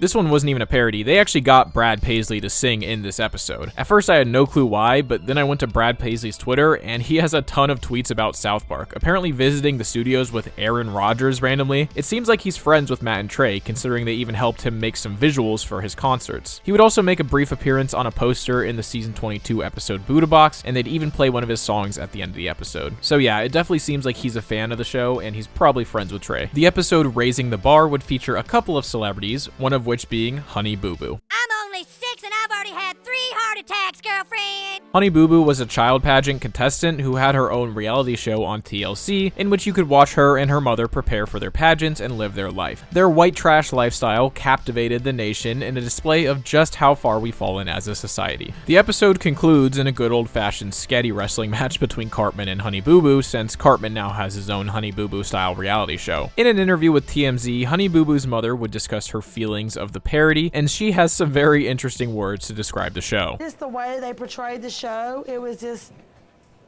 kind of trashy. Yeah. You know, sometimes these scripts just write themselves. But they would also recreate a scene from the South Park episode in the show, showing that they probably weren't too offended by it. They're going to do his surgery and put a pig heart in her, so we're going to the ranch to pick out a hog. I want that one's heart. It looked at me funny. We gotta pick you out a new pig. Be a pig heart. In the same episode, filmmaker James Cameron would be on a mission to the bottom of the ocean. With shows like Honey Boo Boo becoming so popular, the bar had been lowered to depths never seen before, and someone needed to do something about it. Enter James Cameron, who would venture to these depths in order to raise the bar himself. This is a parody of James Cameron's real-life deep-sea exploration, venturing to the wreckage of the Titanic when researching for his film, Titanic. That's interesting. I wonder why no one else has ever tried that. He'd also be the first person to reach the bottom of the Mariana Trench in a submarine. You know, I get the Titanic to some degree, but why did he go to the bottom of the Mariana Trench? Well, because he had the money to do it, and I guess he just likes deep sea exploring. During his trip down to the bar, he plays his own theme music, which is incredibly catchy. Music on! His name is James Cameron, the bravest pioneer. No budget too steep, no sea too deep. Who's that? It's him, James Cameron. Obviously, the episode is making fun of the fact that James Cameron is pretty stoked on himself, perhaps a little bit self-centered. While he's busy searching for the bar, he also finds Randy Newman down there, and honestly, I have no clue what this joke means. If someone could explain it, I'd appreciate it. Way out here in the ocean depths, going deep, deep, deep. Oh, hey, James Cameron. But Cameron ends up being successful in raising the bar, moving on to work on Avatar 2, which is funny because this episode came out literally a decade before it would actually be released. In the end, he gives a final statement when asked why they don't share this accomplishment with the world, showing just how humble he truly is. James Cameron does what James Cameron does because James Cameron is James Cameron. In a Reddit AMA, James Cameron responded to the episode saying, quote, "It's funny. It's like they were actually on the expedition, except I didn't actually make the crew sing a song about me." So we took it pretty well. When a new social media would go live that simply says every thought you have out loud, it's immediately endorsed by Alec Baldwin. The reason he endorses it is because of his controversial tweets, which he, of course, doesn't actually agree with. Accidentally tweet things that are homophobic. I don't think that way. I just type that way. That's when I realized it wasn't me that was homophobic. It was my thumbs. This is in reference to a pretty unhinged Twitter rant that Alec went on in which he made some homophobic remarks to a gay reporter. Throughout the episode, his vulgar thoughts would be periodically heard through Cartman, who joined the social media platform. I'm about to sit down and eat a sandwich at this amazing deli run by two f***its in Chelsea. Technically, Alec Baldwin was first parodied in South Park Bigger, Longer, and Uncut, in which the entire Baldwin family would be bombed by Canada, leading to declaration of war. But it's nice to see that nowadays, Alec Baldwin is totally free from controversy. A couple episodes later, Cartman would play the role of Brad Pitt in a parody of World War Z. They don't really make fun of Brad Pitt, they just have Cartman dress like him, you know, with the blonde hair and everything. But he's having nightmares of an outbreak, believing it to stem from the outcome of the George Zimmerman trial. George Zimmerman was the head of his neighborhood watch in Lake Mary, Florida, where he would shoot and kill 17-year-old Trayvon Martin. He was charged with murder, and during the trial, the defense would claim he acted in self-defense, and due to Florida's stand your ground laws, he would be acquitted of all charges. Trayvon Martin was black, and because of this, Cartman thinks that Token will be a part of the outbreak, even writing a rap song to make sure he knows that he wasn't involved. I was not the bullet, I was not the gun, I was not the jury, so don't blame me, son. Cartman ends up getting everyone panicked about the outbreak and claims that he needs to kill Token, who is patient zero. He can't kill Token in Colorado because there's no stand your ground law, so he goes for his next best option and flies to Florida to kill George Zimmerman. Meanwhile, the government decides that they need to kill Token as well, and so they go ask the man who's best at killing unarmed black kids. Need you to shoot a young African American for us. I gave that up. You're the best, Zimmerman! Zimmerman ends up feeling like something is wrong, and he shoots Cartman, who's wearing black face paint. And when they realize that Cartman isn't actually black, Zimmerman is immediately sentenced to death and executed, ending the outbreak. The messaging here is not subtle. I wanted to briefly mention an appearance of Edgar Allan Poe in the next episode. I guess he's technically more of a historical figure, but his parody is pretty funny, so I wanted to talk about it. The goth kids summon the ghost of Edgar Allan Poe to help fight back against the emos, and Poe, being the goth icon that he is given basically the exact same personality as the goth kids. I like to be called by my goth name, Night Pain. He really steals the show here, out-gothing the goth kids with his nonconformity. A couple episodes later, Cartman's prank of creating a ginger cow leads to peace in the Middle East. Don't ask. This unification between the three major religions ushers in 10 years of Van Halen as they throw a massive concert in Israel to celebrate. I love this scene specifically because of the way the religious symbols form the Van Halen logo, and the idea of Van Halen being the symbol of unity in the Middle East is just very funny to me. Van Halen actually tweeted about this episode shortly after it aired, showing they appreciated it. It's a shame that Eddie Van Halen passed away in 2020, as it seems the Middle East could use some Van Halen now more than ever. Hello, Israel! The Black Friday trilogy would essentially be a massive Game of Thrones parody, with factions of the boys fighting over whether to get a PS4 or Xbox One for Christmas. Cartman tasks Butters and Scott Malkinson with finding George R.R. Martin, the author of Game of Thrones, in order to strategize for their upcoming battle. George seems a little preoccupied, constantly interrupting his story to talk about wieners. He's the army approaching, and his wiener is about this big. He keeps ensuring Butters that the dragons and all the cool stuff are on the way before continuing to talk about wieners. This is playing on the fact that George R.R. Martin has been writing Game of Thrones incredibly slow. In fact, this episode was released 12 years ago, and George still hasn't released the next book in the series. The last one was released in 2011. His obsession with wieners is a reference to the fact that there are plenty of them shown in Game of Thrones. George would respond to his parody a couple of years later at a panel in which he would talk about his love for the show. I love South Park. I'm glad they were relatively gentle with me, you know, when they tell you you're going to be at South Park and you remember what they've done to like Tom Cruise or Barbra Streisand. You live in terror, but they were relatively gentle with me. South Park to me has this obsession with wieners, and anyone who knows me or has watched my show knows that my actual obsession is with boobies. This trilogy would also see a parody of Bill Gates, who's fighting his own war against Sony as the head of Microsoft. He is a ruthless businessman, killing anyone who stands in his way. This all culminates when he has a showdown with the president of Sony in the Red Robins. This scene is hilarious. I love when he takes his shirt off to show all of the tattoos stylized like gang tattoos, especially the MS-DOS one, which is basically a precursor to Windows that Microsoft developed. It's so funny. He ends up murdering the Sony president, officially winning the console wars. Bill Gates also made a brief appearance way back in Bigger, Longer, and Uncut so that the general can complain about Windows. You told us Windows 98 would be faster and more efficient with better access to the internet. It is faster, over 5 million.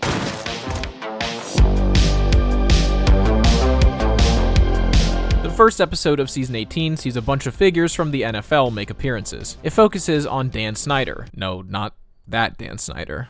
The one that owns the Washington Redskins, now known as the Washington Commanders. The boys use the name Washington Redskins for their new startup, causing Dan to visit and plead with Cartman to change their name. The parallels here are not subtle, with of course the Redskins being considered an offensive term for Native Americans. Dan tries to speak to Roger Goodell, the commissioner of the NFL, who speaks only in actual quotes from the real-life Roger Goodell. Turns out Roger Goodell is a robot who is programmed to respond to any issue with just nothing burger answers.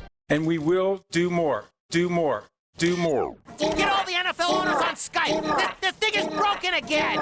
Dan gets on a call with all of the other owners of the NFL teams who try to help him. In the end, this doesn't work, and when the rest of the team loses hope, Dan faces off against the Cowboys by himself in a final stand. Again, not very subtle. Throughout season 18, Randy would have his own side plot in which it would be revealed that he is the pop star Lord. Not that he's pretending to be Lord, but that Lord is actually a 45-year-old geologist. Yeah, I am Lord, Lord, come in, Lord, Throughout the season, he tries to hide this double life from his family, and by the end, he is asked to perform at a concert alongside Nicki Minaj, Iggy Azalea, and Miley Cyrus. Randy is pressured by these other female pop stars to market himself the same way as them, overly sexual and provocative. When Randy ends up performing, he gets booed by the crowd, causing him to try the same approach as the others, which ends up tainting his image even more. This is exactly what the record company wanted, as it increases engagement, and when Randy tries to stop it, they just make a hologram of Lord to do it for him. They actually don't really make fun of Lord at all in these episodes. In fact, they're pretty much complimenting her the entire time. The real-life Lord tweeted after the episode saying that she appreciated it and later talked about how she thought the parody was hilarious, even going as far as to recreate Randy's impression of her.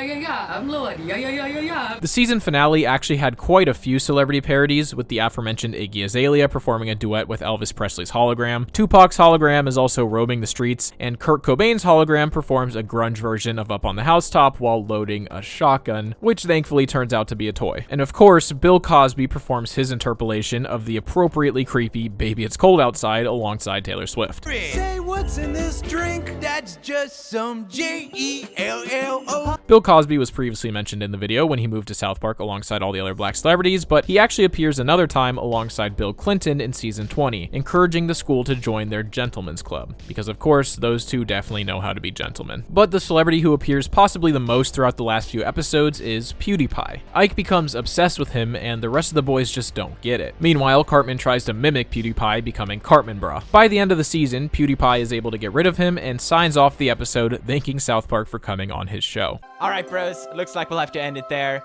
I want to thank South Park for being on my show. I hope you bros enjoyed watching, and as always, stay awesome. They actually asked PewDiePie to play himself in these episodes, to which he happily agreed. PewDiePie is a big South Park fan in his own right, claiming that even the way he says his name was inspired by Mr. Hanky. How's it going, bros? This is PewDiePie! So of course he was honored to be in the show. This was an incredible moment for me when this episode came out, since the reason I started watching South Park in the first place was because of PewDiePie's playthrough of The Stick of Truth. South Park, The Stick of Truth. Caitlyn Jenner would play a very prominent role in season 19. In the first episode of the season, she wouldn't appear directly, but she would be the main focus of one of the plots, after Kyle makes the bold claim that she's not a hero for transitioning. Caitlyn Jenner? She's a hero. She is stunning and brave. Stunning. She is absolutely beautiful and an inspiration. Yep, that's right. In the next episode, she'd make her first actual appearance with a portrayal that's not exactly flattering. Mr. Garrison even announces her as her running mate for the upcoming election, despite her habit of running people over with her car. This is actually a reference to a 2015 case in which she rear-ended a car, pushing it into oncoming traffic and killing a 70-year-old woman, as well as injuring several others. Because of this, her character would often be seen driving recklessly and running people over. She appears quite frequently throughout season 19 and 20, becoming the vice president, but for the most part, after the first few episodes, she doesn't really have many moments aside from the occasional line. Buckle up, buckaroo! After Butters is assigned to filter out all the negative comments on Cartman's social media to make a safe space, he does such a great job that other celebrities begin to request his services. The first being Steven Seagal, who despite his badass action movie persona he tries to put on, is shown to be incredibly sensitive towards people online body shaming him. And I thought people would be stoked on me, but they said I looked like a fat turd, and they said I wasn't buff. Eventually, Demi Lovato and Vin Diesel also seek out his services. They all perform a musical number about their safe spaces, chasing away the evil reality to live happily in their safe space. Randy even hires Steven Seagal and Vin Diesel to protect him against the cashier at Whole Foods who keeps charity shaming him, but this just goes to show that they're not actually very powerful outside of their safe space when faced with reality. Oh yeah, and also Ilya Taporia made a very brief appearance hosting their charity dinner. I can't believe I just said Ilya Taporia. I'm watching UFC while I'm making this, I'm sorry. And also, supermodel Gigi Hadid makes a brief appearance hosting their charity dinner.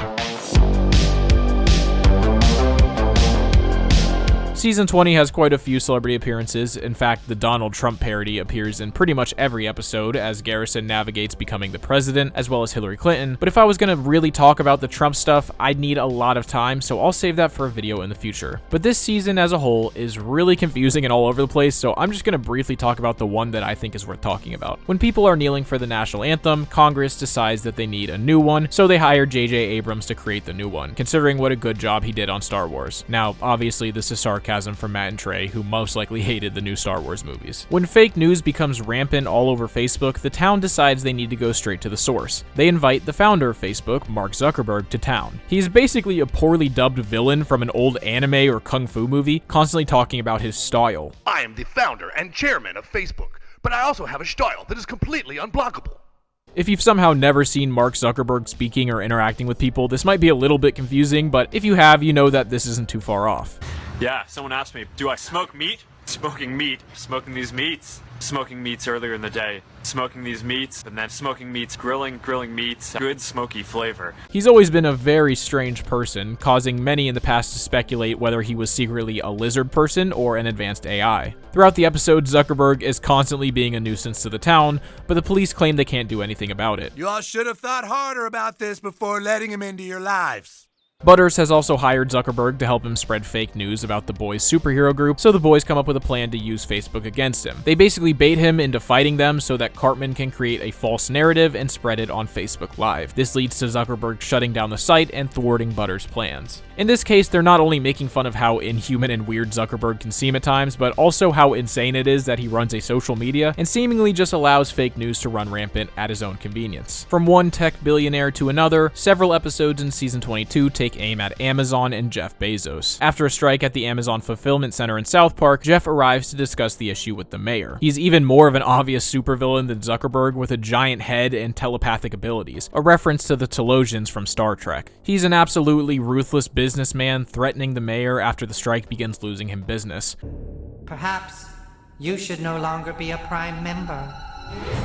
After an employee at one of the fulfillment centers is trapped inside of a box in a workplace accident, he's the one that ends up leading the strike. This leads to Bezos confronting him and allowing excited children to tear into the box, killing him. Bezos is just cartoonishly evil throughout, kind of representing the greed and evil behind consumerism as a whole, and in the end, he is defeated after the town is given integrity, which would become a running theme throughout the next few seasons.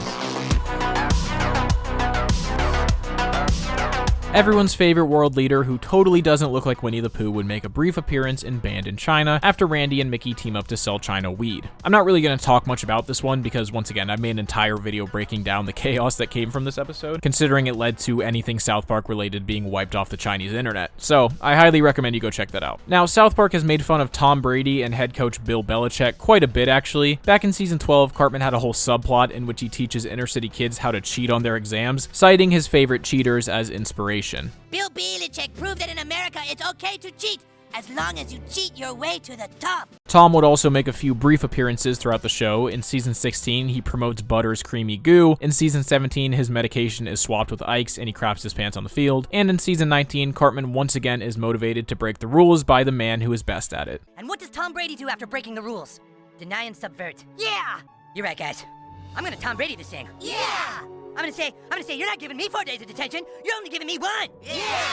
No, to hell with that. You're giving me no days detention. His first real appearance would come in season 23 after the boys get involved in the black market fecal transplant trade. They learn that getting fecal matter from athletic, healthy people makes the transplant most effective. So they go to the person known for being incredibly healthy and athletic. Tom agrees to let the boys in after they pretend that Kenny is deathly ill, but as they quickly learn, they're not the only ones after Tom Brady's fecal matter, or as they call it, the spice melange.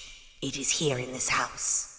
This is all a parody of Dune, with Tom Brady's feces being the cure for the bacterial disease everyone is suffering from. Now, it's pretty obvious that Matt and Trey have a bit of a hatred for Tom Brady, being very upset at the seemingly preferential treatment he gets in the NFL. In 2008, the Patriots were in hot water after they were caught stealing signs of opposing teams with cameras, which apparently they had been doing for years, but they were given only a slap on the wrist, hence Cartman's inspiration for his cheating lessons. Then in 2014, Tom Brady encouraged ball boys to deflate the balls a bit for the Super Bowl, which they ended up winning, and was given only a 4-game suspension for the next season, which he then appealed and won, but which was later reinstated and served in the 2016 season instead. So yeah, being Broncos fans, Matt and Trey are clearly not big fans of Brady and his history of essentially getting off scot-free for cheating. They even added a little Easter egg in the Fractured But Whole where if you try to enter the Coon layer with the password without actually finding it first, we get a little pop-up of Cartman dressed as Bill Belichick warning you not to do that.